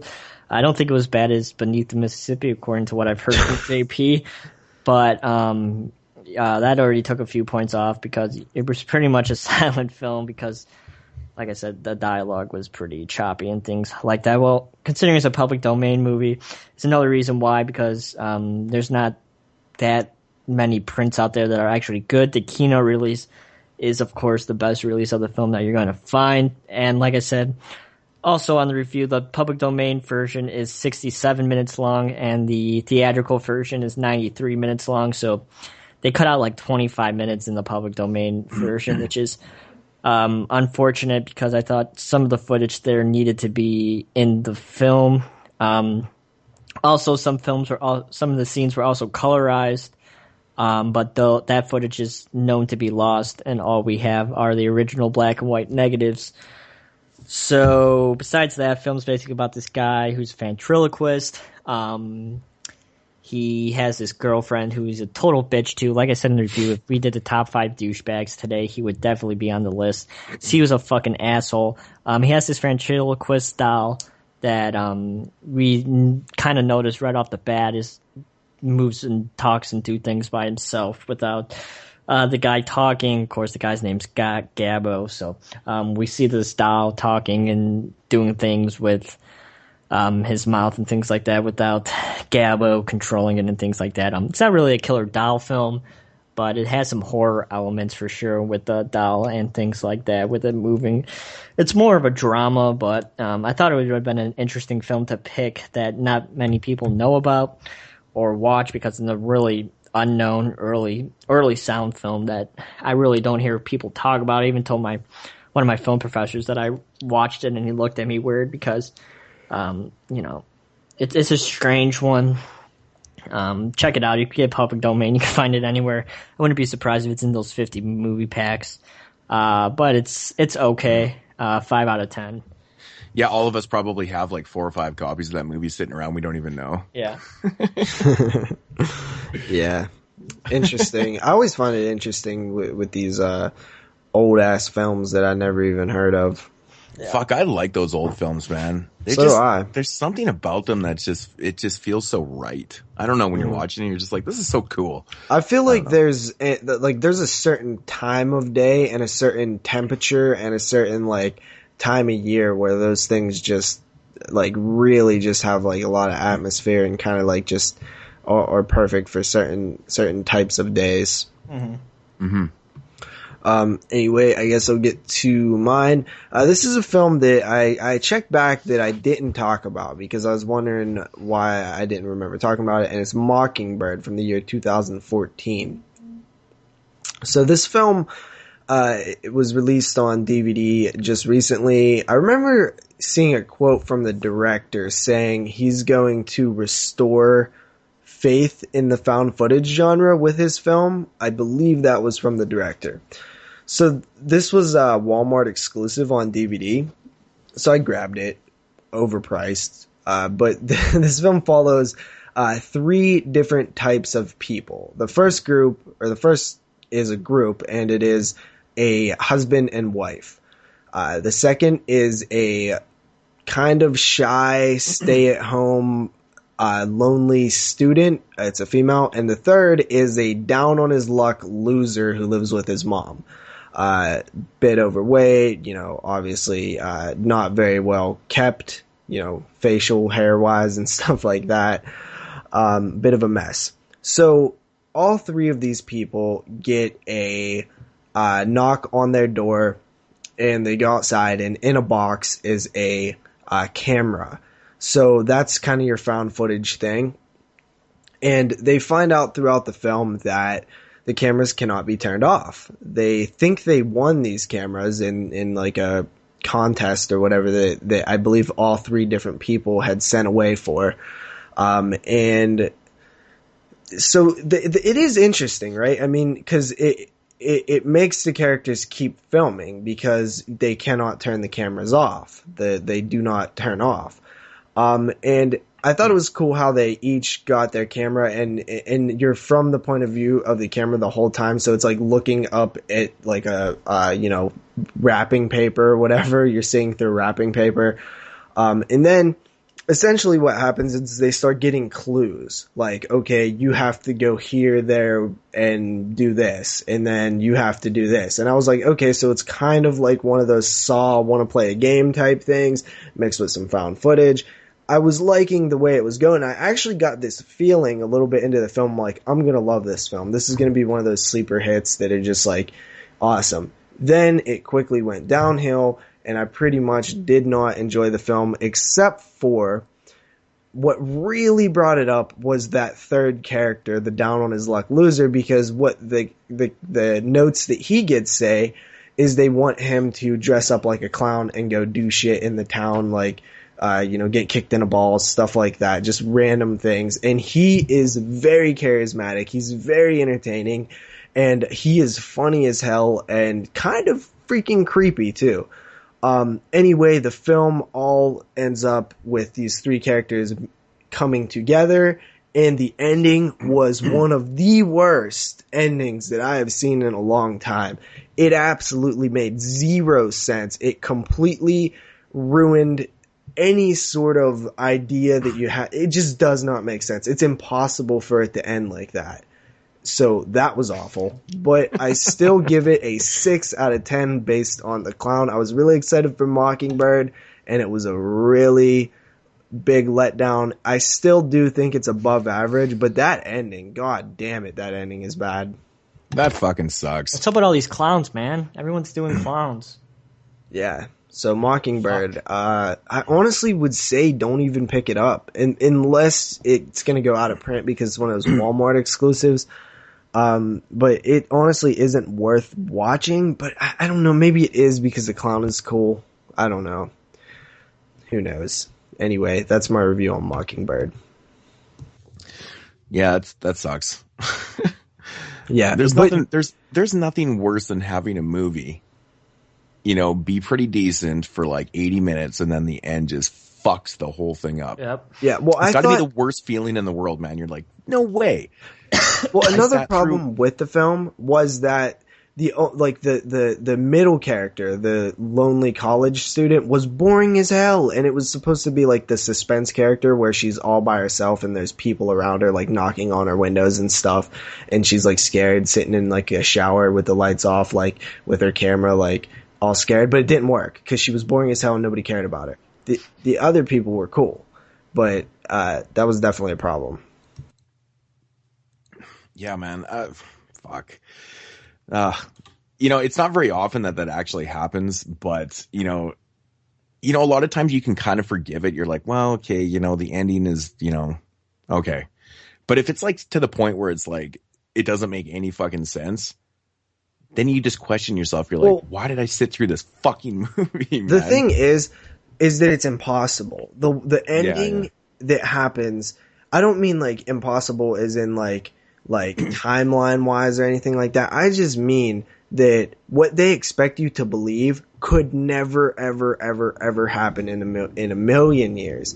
But if it would be possible, it would have been really effective and creepy. But they made it too big, and it just didn't make sense that it would happen like that. So, big disappointment.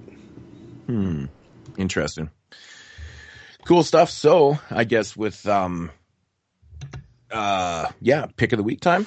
So, sure. My pick of the week for this week is a 2014 film, of course, and awesomely titled The Oatmeal Man. Dude, the fucking tagline says the ultimate serial killer. It's the fucking best tagline ever for this movie. Made on like no money, right? This movie was literally made, I think, for like $150 or something. I think, that's what they say. I know that there was a lot of favors done for him and stuff. Like there's actually, I think you can read into it. On the website, it actually like tells you. Actors in it and stuff. Yeah. So, but basically it's about these group of friends and stuff. This one girl she really needs to get to Vegas. And so, of course, these people are like, well, fuck it. We got nothing to do this weekend, whatnot. We'll drive you to Vegas, right? They're in California. So they hop in the vehicle. They fucking start making their way to Las Vegas. And of course they break down, near this like deserted fucking little town area type deal. And they run into this fucking creepy ass dude, and he says to them, he's like, well, I can help you. I can fix your truck and stuff like that. So he goes underneath the hood, fixes it up and stuff. They start driving up the road, and of course it explodes.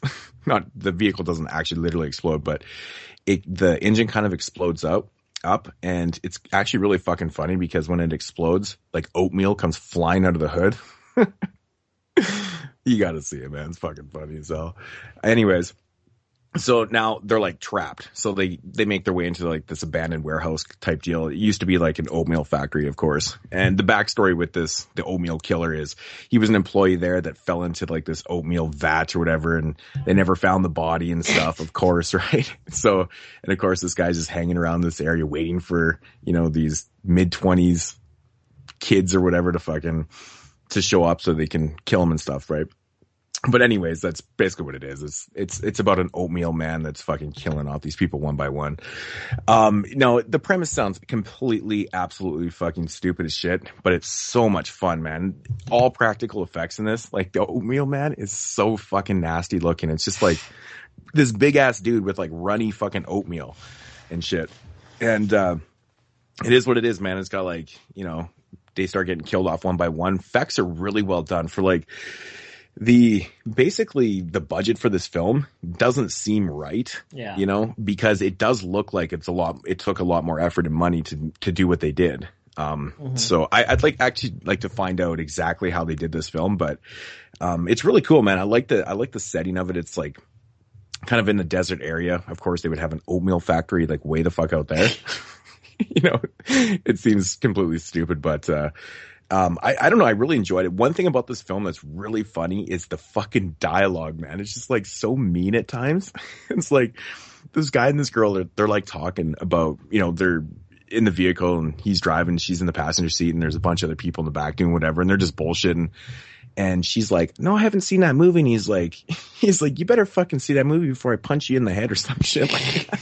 It's like shit like that. It just comes off so funny. You're like watching and you go, what the fuck did he just say? But it's like really mean comments back and forth to each other. That's actually quite comical. But yeah, I don't know, man. The characters are pretty fun in this film. Effects are awesome. It's just a ridiculous, storyline, obviously with oatmeal and stuff. But I highly recommend it. I think a lot of people will really enjoy this film. It's, it's low budget, obviously. But it's kind of done in like a grindhouse type feel, but like not like overly done, It almost has that, it has that grindhouse look to it, which is kind of fitting for the film. Totally does fit, especially with the setting. And, but the way they did their audio, like when you're watching old school grindhouse films and like, they'll be talking and like, or the audio track is over, and they're fucking mouthing the words and stuff. And it's just like nothing there, it's not like it's a dubbing issue. It's just the way they did it. It's kind of weird though, but, I don't know. I had a lot of fucking fun with this, man. I think even JP would enjoy this film. I was going to ask you that question. No, it's not like Mutantis retarded. It's like, it's the setup is very standard slasher things, right? But your killer's an oatmeal man. So it's basically what we're going to get, but it's fucking enjoyable, man. Really fun film. I highly recommend this. So, interesting. I don't know if I had to rate it, I'd probably give it, a good solid 7.5 out of 10. Yeah, for all you low budget freaks out there, I definitely, recommend this to you guys because you definitely fucking like this one. So what was that rating? 7.5. Okay.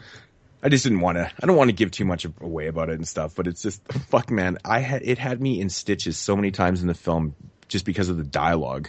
Like, it's fucking funny, man. It's really good. And actually, one of the main characters that's acting in the film is actually the writer / director of it too, which I found out after. So I thought that was pretty interesting. But fucking the ending is bizarre too. It's like really bizarre. So, but Oatmeal Man, check it out. Jeremy. Cool. So my pick of the week is a Belgian-French film from the year 2009 that's titled Amir. This film was fucking weird as hell. I know people compare it to a Giallo type influence. I could see that. It's definitely not a Giallo in my opinion. I think only the third part of the film is really Giallo, but up to that is really just it's a strange Italian influence type of a horror film. This film, like Martyrs, it's very interesting. It seems like it's broken up into it is broken up into three different sections as we follow the, I guess you could say, sexual development of our main character, Anna, from the time she is young until, we see her from like year 7 or so for the first, 20, 25 minutes. and then we see her as a teenager, like 15 to 18 or so, for like half an hour, and then the rest of the film she's a grown up. And each time we see her grow up and become more sexually active, as I guess you could say, through visual processes. We really don't see the sexual progression, but through close-ups and editing manipulation and things like that, we start to see these themes. It's just a really interesting art house type of a film. It plays with the eyes, the typical eye gaze, quite a bit. A lot of close-up of eyes that are typical to Italian films and things like that, and just horror films in general. I know Men, Women, Chainsaws, which is an extremely famous horror book written by Carol Clover, has an entire chapter based on just eyes in horror films, and this film definitely would probably pique her interest if she saw it today, because there's definitely a lot of interesting things going on with the eye. So like I said, it's not really a giallo until you get to the last half hour of the film, which it really picks up the giallo conventions, where we see, Man in Black and the typical giallo conventions. The color scheme throughout the film, very Italian, very red and blue, which is just awesome. As I was watching, it just feels like you're watching an Italian horror film. The setting is pretty sweet. It takes place in this old house, and we just basically notice that something's going on in this house with Anna's family. Well, mostly her grandparents, and there's some weird monster living in this house. We really don't see it's a monster, but, through close-up of eyes and things like that, we come to realize that, something strange is living in this house, but we never know what it is truly, even at the end of the film. We never know what she sees in the beginning of the film. That's not really important. The main purpose is to see the development of this girl from time she was young and time that she's 40 or so. Really interesting film. Like I said, if you like art house films, it's definitely one that you should check out. But if you don't like your typical narrative bullshit boring structure, you probably aren't going to like this one. But if you're a fan of film, it's definitely one you should check out. I know the directors just released a new film that I heard isn't as good, but I'm curious to check it out anyway. So 8.5 out of 10. Check it out. Yeah, what was it called? Hammer. Hammer. It's a Belgium film. Yeah, if you're not into art house films, definitely stay clear of this one because it's very artsy. Yep. You've seen this, Moodz? Yeah, I own it. It's really good. Release. Yeah. I really enjoyed it, man. I actually had to watch it again after the first time I watched it. I watched it again just because I thought maybe I missed something. Mm-hmm. In it, but no, I watched it twice, and it's an interesting film. It looks beautiful. Oh yeah, I think they did a really good gorgeous. job with it, man. It's a really good looking movie. So yeah, I actually do like art house films from time to time. What would you rate that, Moodz?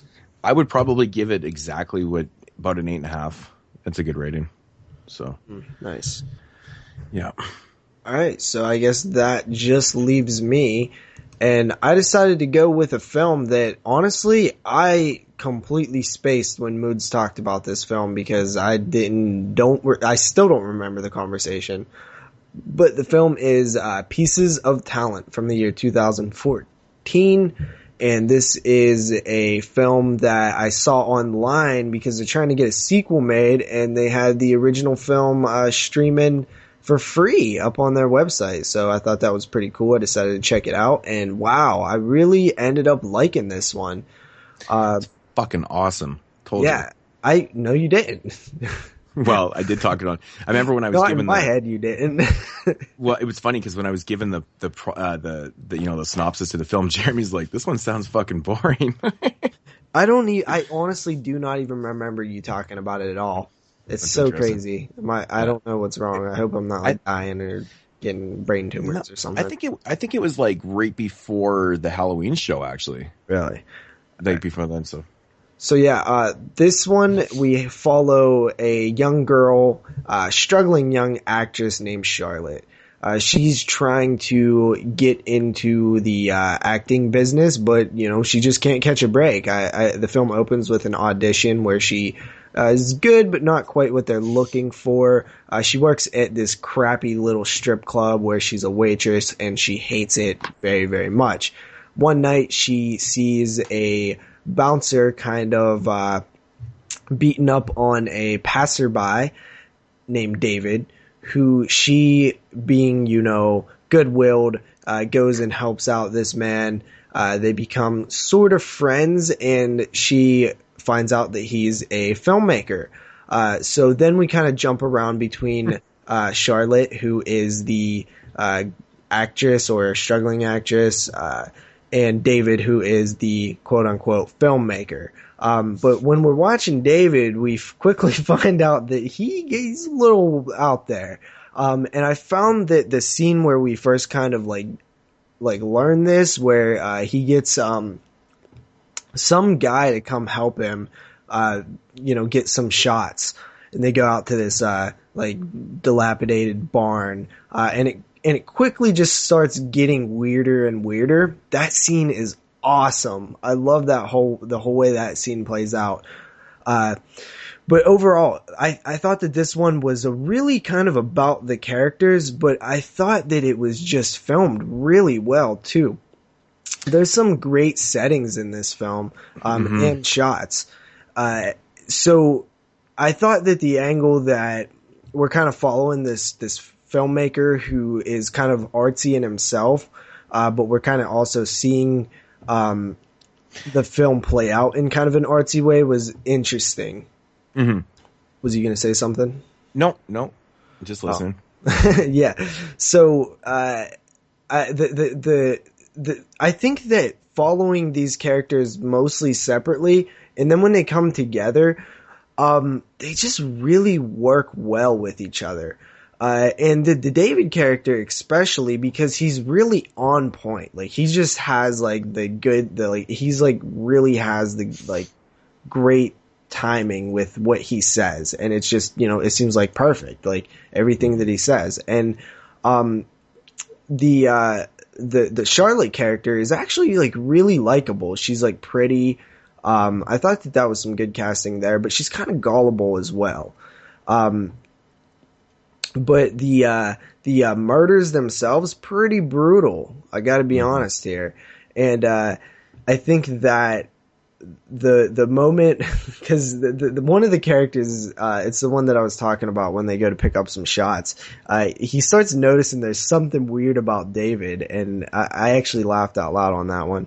Overall, it's just that it really is just it's kind of simple, but at the same time, you're into it. You were in there the whole time. It's very much a very simple premise, but it's executed so perfectly. And I did say that when I was talking about the film, about the casting with her and David. We're fucking both brilliant in that film.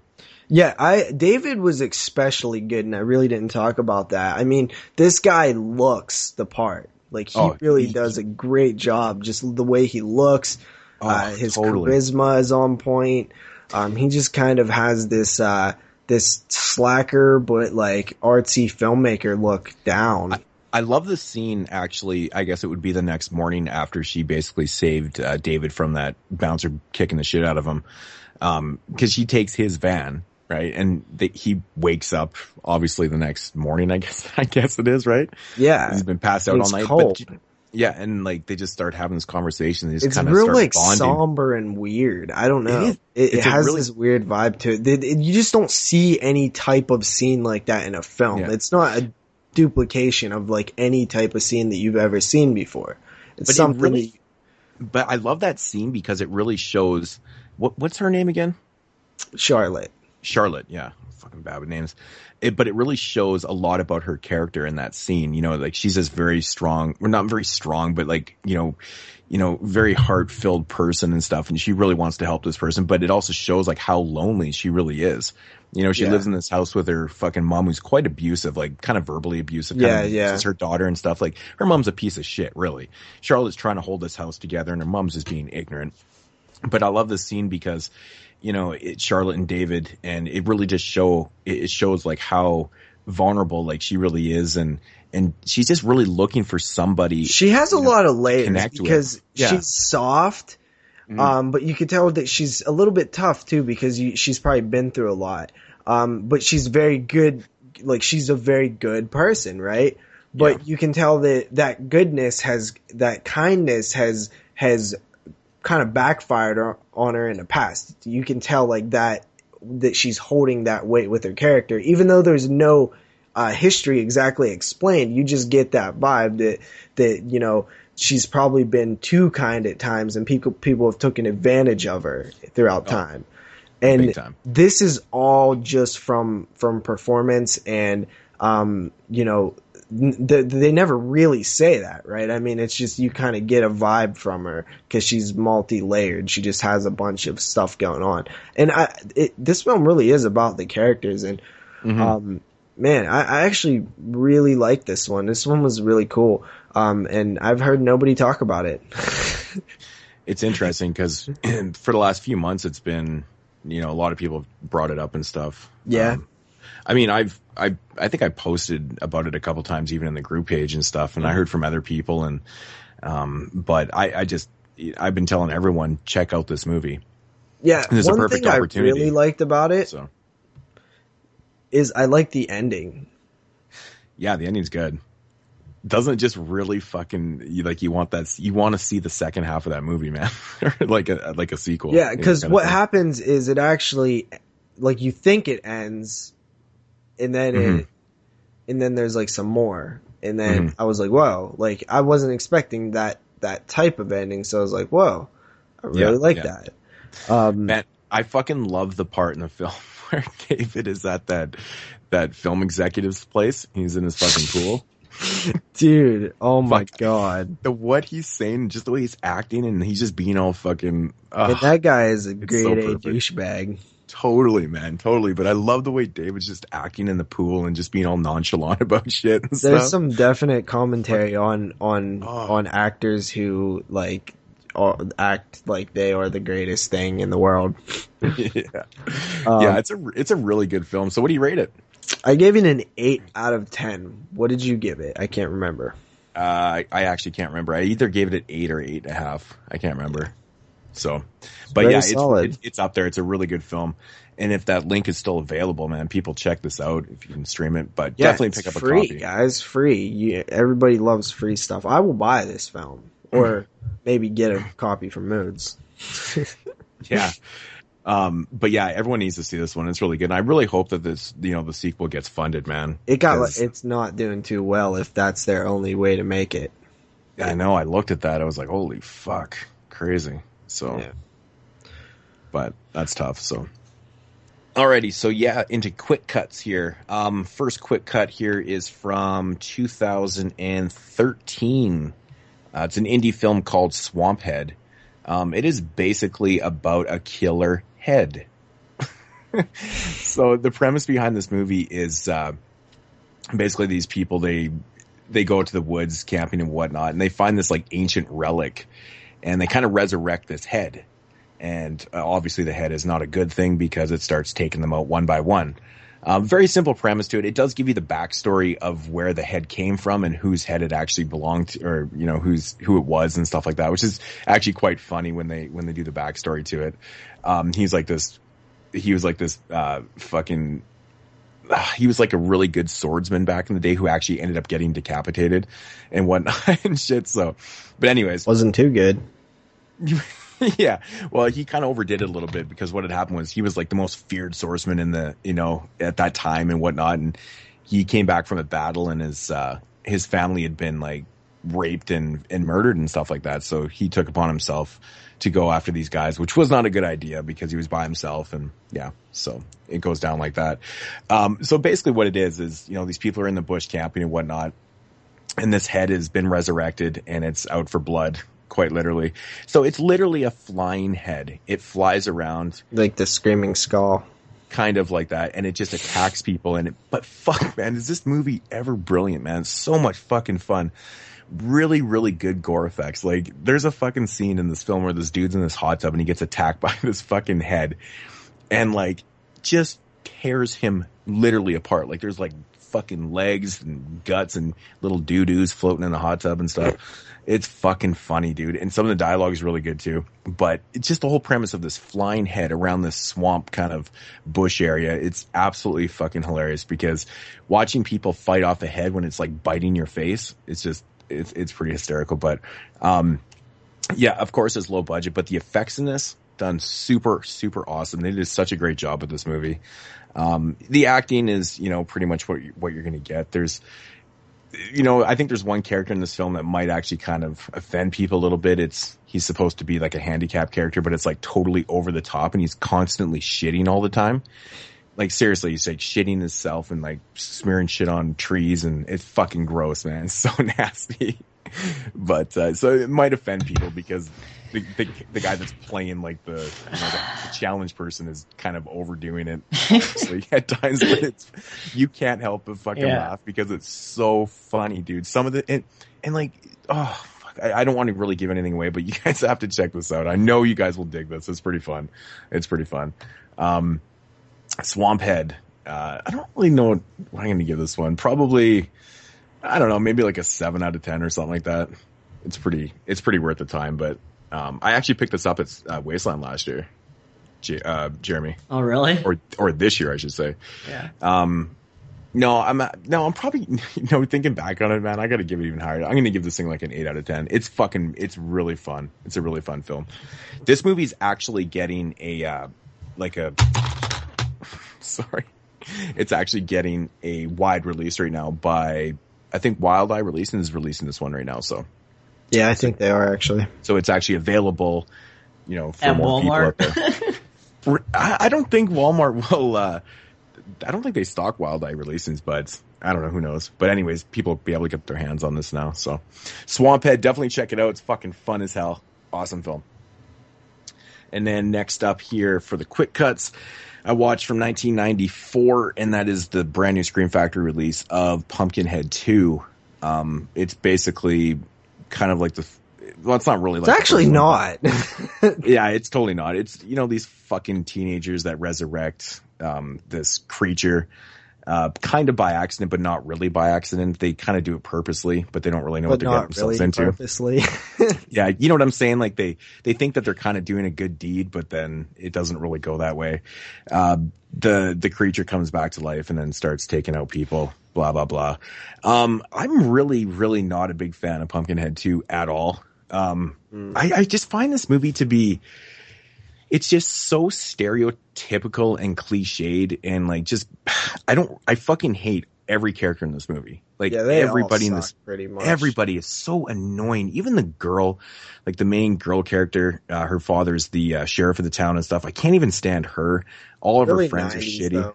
It's really, really 90s, but it's just the whole premise of it, like how they resurrect the Pumpkinhead and stuff. And I mean, I do like the revenge aspect of why what he's doing. He's going after like the Red Wings and stuff like that. Mm-hmm. Pretty cool stuff. But the continuity's whack. Oh, the continuity's fucking retarded. Let's not even get into that. But the overall film, I think it's one of Jeff Burr's worst movies, man.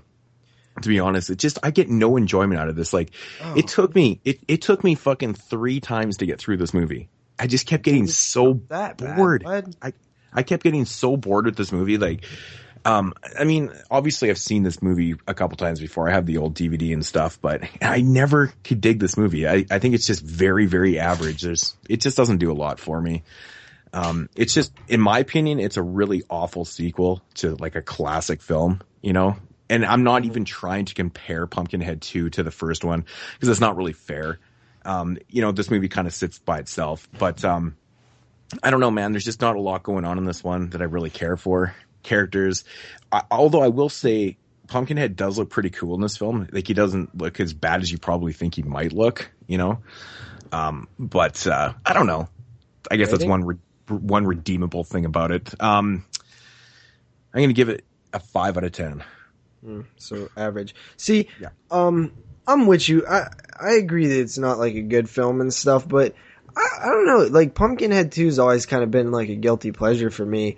I've always just kind of enjoyed it in its own way. It's nowhere near as good as the first film, but I mean, I guess like doing a Pumpkinhead 1 through 4 show is out of the question then.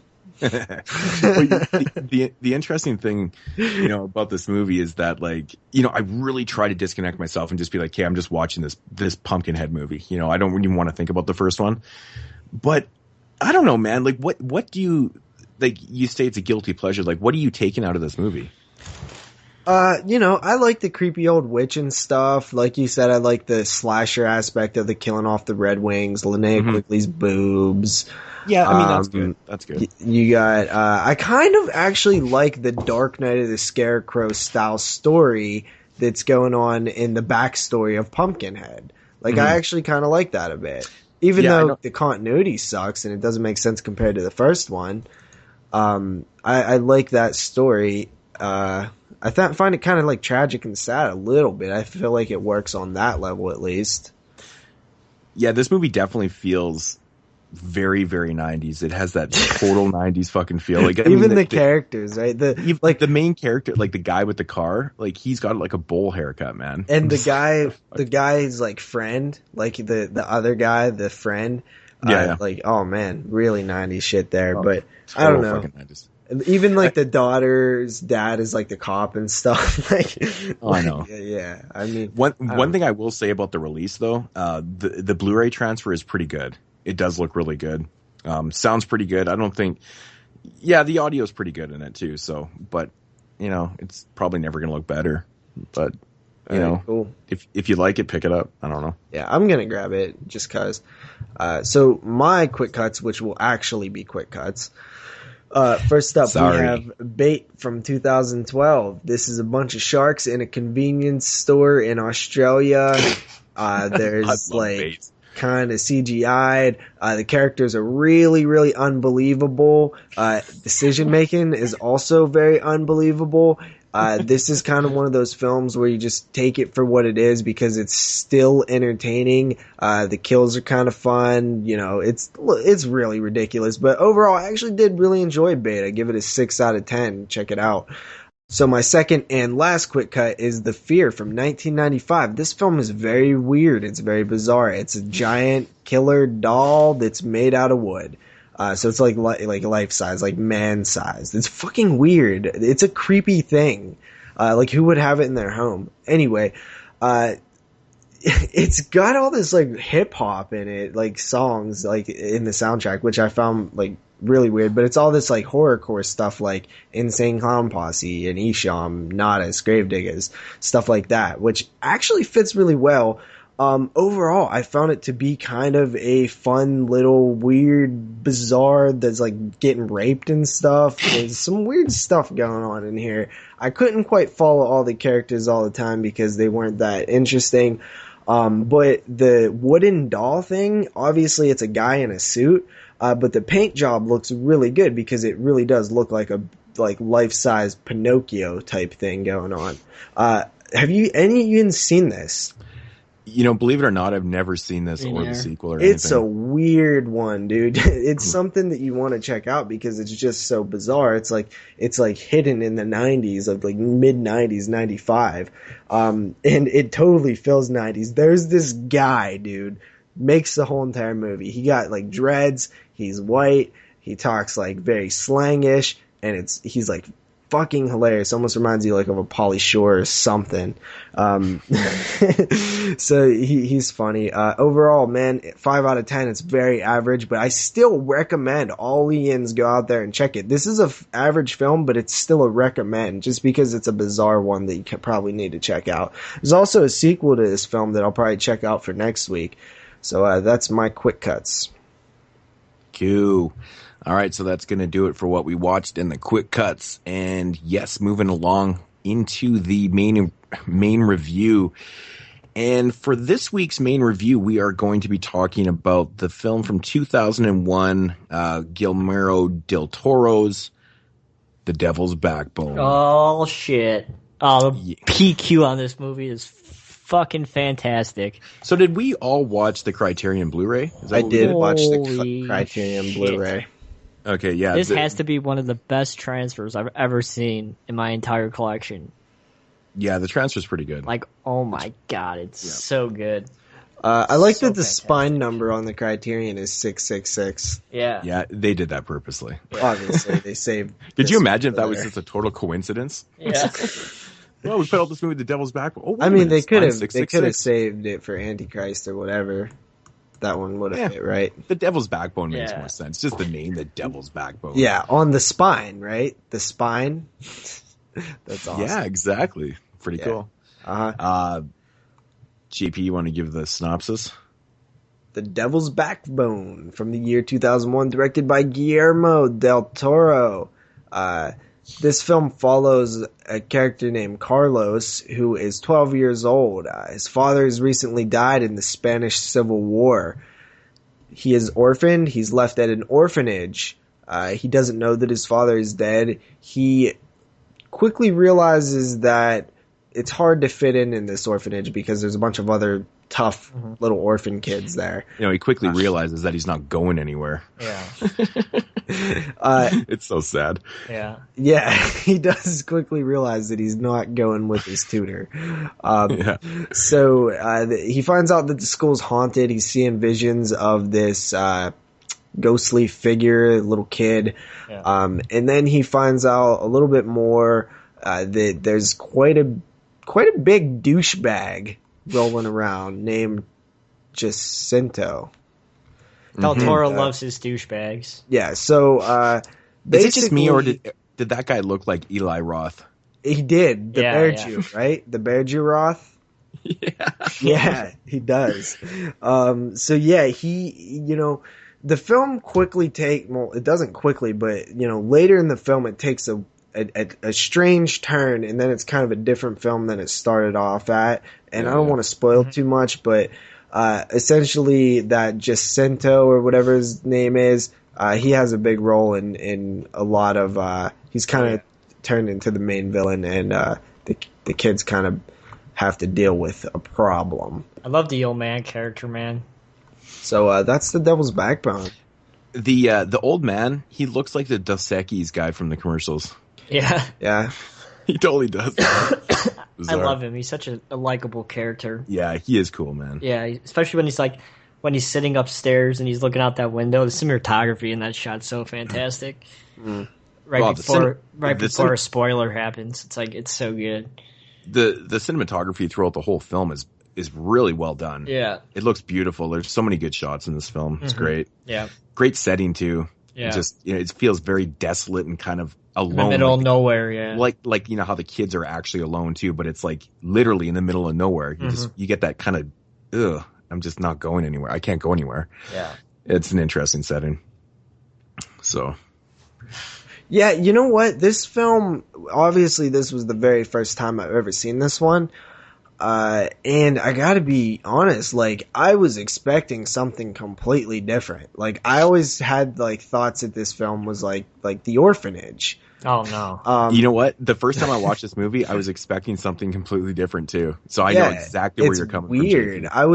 I was confused. I was like, isn't this supposed to be a ghostly, type of film? Mm-hmm. Not like a ghostly, but, little more. It's a little bit. It essentially has a lot to do with what's going on and stuff. But yeah, I know there's definitely not that whole ghostly thing going on. I mean, especially the cover's like a ghostly. It's like, don't you think this is gonna be a ghostly?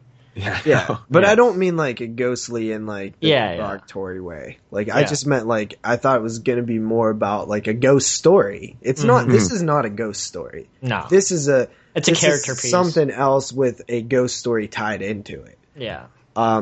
So it's overall, almost like a minor revenge film in a way. The kid really wants, some revenge. Yeah. I actually thought I give Guillermo del Toro mad props for making the kids act like kids. God damn, that's so really like, oh, you want to important trade me marbles for this yeah, and that, like sitting that. around smoking it like 12. I completely 100% agree with that. I love the way the kids talk because, you know, these kids are all from broken homes and stuff. They're probably not going to be the most polite and stuff, but they talk like normal kids. They swear. Yeah. They swear. They do call things each other queer. Yeah, exactly. Yeah. You know, they pull knives on each other and they act like fucking little bastards at times. They act hard, right? They act hard. Hard asses. Remind me like the kids from Hostel. Yeah, exactly. Yeah. Little fuckers those things are. Man, I was like really just like kind of taken back by just I wasn't sure like what I was watching for most of it. Is that a bad thing or a good thing? Well, it's a neutral thing. It doesn't really affect the film positively or negatively. It was just something. It was just like, whoa, this is like weird. I wasn't expecting this. I really like the fact that Del Toro didn't use like, you know, excessive jump scares and stuff. He used, you know, different elements to kind of bring out those moments of scares and stuff. It wasn't necessarily like a huge fucking, you know, kick drum fucking. He's not known for doing that in the first place. Exactly, but I like the fact that he didn't, you know, at all really use that attempt and stuff. Like, you know, the scene where Carlos is, you know, at the beginning of the film when he, you know, first looks in that window and he sees that, you know, the ghost there and stuff, and it doesn't execute it to the point where it's like, oh, for fuck's sakes, here's a very typical. It's how like a jump scare should be. It's not exactly like jumpy. You know what I mean? Like it's a legitimate scare, right? That's what it is. Now I will say that I thought that the I guess the kind of antagonist starting out, like other boy, I actually really like that kid. I forget his actual name, but it was like kind of like Carlos's rival at first. Yeah, I like how like it all goes around in a complete circle too. Like, yeah, even though they hate each other, they have to like stick together. Yeah, well, they eventually respect each other, right? Yeah, and I thought that was really cool. Another thing, I gotta give Del Toro props again, man. Not afraid to kill some kids. I like that. Like, no doubt, right? Yeah, and it's definitely a bit shocking. When you see some of the after effects of some. Yeah, the ending is not a calm one. That's for sure. I thought that this film, one of the strongest points about this film is it's just very unique and original. Just like there's nothing really like it. It kind of has its own little like stories going on, like the bomb in the middle of the town. Yeah, like that's the middle of the orphanage. That's interesting. Like that's something that nobody else would think of. It's just, they kind of copied that in Fallout 3. It's funny. I know, right? I that's the first thing I thought of. Megaton and stuff or whatever it was called. Yeah. But you know, I like that's an interesting story idea, you know, setting and stuff. You know, there was some cool foreshadowing in the classroom with the woolly mammoth and the spears and stuff like that. Thought it fit in pretty well into the film.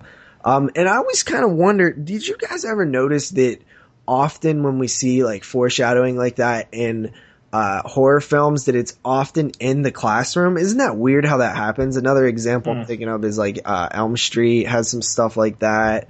It just seems like they're like that happens a lot in horror films. It's weird. Yeah, I never thought about that. Yeah, maybe it has something to do with you know, because we're dealing with kids or teenagers, and at school we often don't pay attention to it, but if we did, maybe we'd learn some stuff, right? Obviously good.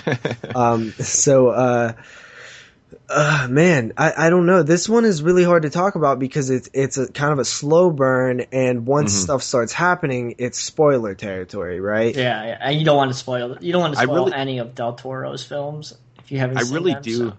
I really do like the approach, though, like how this film is so elegant feeling. It is, you know, right? it's slow, it's very elegant, but it creates this kind of creepy atmosphere, but it doesn't overdo it. You know, the scenes where Carlos is trying to figure out where all these kind of these ghost sighs are coming from and stuff, right? You know, something else that I noticed is when, like, there's some, like, a few, like, vulgar, like dialogue in here from a certain character, kind of our like villain, And I think it helps that he is so nobody else is talking like that really. Like he drops like some like, you know, hardcore words, and nobody else is talking like that, so it like vilifies him even more, right? Yeah, totally. So I assume you like this film better than The Orphanage, JP? I did, absolutely. Yeah. I thought The Orphanage was really overrated. This is probably my third favorite Del Toro film. I mean, my second favorite Del Toro film, of course, between Pan's Labyrinth and The Orphanage. But it's still... Well, The Orphanage wasn't really directed by him, right? Yeah, but... Yeah, he just presented that film. Yeah. But his style is all over it, though. Oh, yeah. You could see his influences for sure. But, yeah, this film's definitely not as good as Pan's Labyrinth, but that doesn't take away from the fact that it's just a really well done and really... very classy. It's just a well done movie, right? It's very visually, you know, beautiful, very well acted, very well paced, even though it's kind of slow. It is so smooth. This film has a real nice smoothness to it that I noticed. It just transitions from scene to scene really, really well. That's what I meant about the elegant too. You know, when like I said, with Carlos, you know, trying to find what the fuck's going on with the ghosts and stuff. It's kind of like the scenes are really slow and long, but it's like it keeps you very interested. You know, he doesn't have to overdo it with like ridiculous fucking, you know, sound effects and all that other bullshit. It creates this perfect atmosphere, but it kind of flows so nice. You know, all those scenes, and yeah, I really like the color, like the way the colors are in the film too. Orange. Yeah. It's an interesting color schemes too, which really add to like a whole pile of different type scenes and stuff. Yeah, I guess we can't really talk about like the last kind of half an hour, 45 minutes of the film, can we? No. But I will say that it's not very much of a horror film, if we're being honest here, right? I mean, it's not super horror-ish, but it's definitely a very good movie. That's for sure. Yeah. I gotta say though, when you when Carlos jumps in there or jumps in the water to save, I can't remember the other boy's name there. Fuck, dude, that water is filthy gross, man. Like that just grossed me out. I was like, oh my god. That's actually what the water looks like around here. Oh, really? It's fucking gaggable, man. Like jumping in that was like, it just looked moldy and just old and stale. Ugh, gross. But, I don't know. I don't really know what else to say about the film without giving anything away. It's hard. You know, it actually is hard to talk about. Yeah. I mean, like I said, I really like the approach to the film. It's very elegant and it kind of flows perfect. Like I said, it's a long film too. Yeah, it's a long film. It's like 110 minutes pretty much. So, you know, but you know what you're getting into though with Del Toro. I wish he would do like a straight up like horror film like more. You know what I mean? Like I really like his style, and I wish that. Have you seen Pan's Labyrinth? I haven't. Well, you should check that out. But I mean, I just think that he's like really unique. You know, like he definitely has like a style to his films, and I would like to see him do some more horror. Check out Pan's Labyrinth. It's a masterpiece, in my opinion. Yeah. Have you seen it, Moodz? Yeah, I watched it once. You know, to be honest, I watched it one time and I was kind of in and out of it and stuff, so I didn't really care for it a whole lot, but I haven't. I honestly need to watch it. Is that a horror film? It's more horror than this film. Yeah, yeah. But yeah, this one is odd though because, you know, it has this kind of, you know, the first half of the film has this type feel to it, and then the second half is like completely. Not even second half, I guess, last like 40 minutes or whatever. It's like completely different. It almost feels like two different films, but it totally does make sense. You know, but I don't know, the way the kids kind of act and come together, it totally has like that Lord of the Flies feel to it. Yeah, absolutely.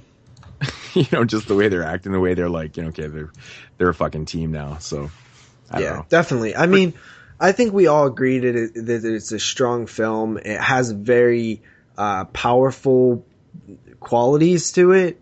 You know, just very, very big in terms of like thick. You know, it has thickness to it in all the different areas. I don't know, man. I really liked it, but can't talk about it really. So I mean, do you guys have anything else to say about it? Not really. Not really. I don't. Like I said, I don't want to get into spoiler territory because it's definitely something everybody should see, and everybody should grab it on Criterion. Yeah, I mean, I still consider this movie to be a ghost film because, I mean, there's the kid. What's his name? Fuck, Carlos? So no, not Carlos. Sechi,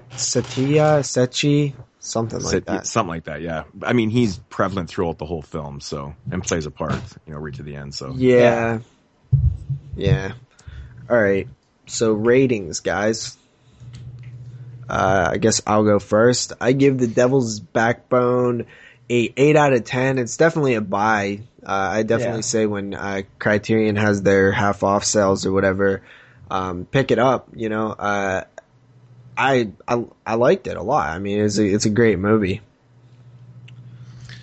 I also gave it an 8 out of 10.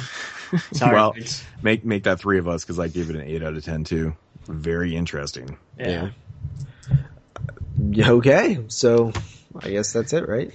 Alrighty, so that's going to do it for the, I guess, mini main review discussion on The Devil's Backbone. It is tough to talk about that one, so, but just go buy it and fucking watch it because it's a really good film. Mm-hmm. So next week's show, we might have a little bit more to say about the featured review. Yeah, true that. So, what is next week's review? Hopefully it's The Squad. Oh, yeah, that's right. Yeah, hopefully I get that in, so we'll see. But, so that's going to do it for this episode of 22 Shots of Moods and Horror, episode 31. Jeremy? All right, so thank you, everybody, for listening to the 31st episode of the 22 Shots of Moods and Horror podcast. As always, if you want to follow the man Moodz himself, you could do so at youtube.com/Moodz616. If you want to follow the man JP, a.k.a. the man whose Pittsburgh Steelers suck dick, you could follow him at youtube.com/doubleshotj. And of course, you can follow me, a.k.a. whose football team also sucks dick, at youtube.com/NESRuler22. And as always, you can listen to us on thedevilseyes.com. And if you have any questions, you can leave us a voicemail at 724-426-6665. And as always, you can email us any questions you have at the 22 Shots of Moods and Horror at gmail.com. It's 22 Shots of Moods and Horror at gmail.com. And you have any questions, you can follow us on Twitter at 22 Shots Podcast, and you can follow us on Facebook. So that should do it, everybody, for this week's episode of the 22 Shots of Moods and Horror Podcast. I hope everyone has a good week, and we shall talk to you guys again next week. And Epic Corn Dog, no harsh feelings.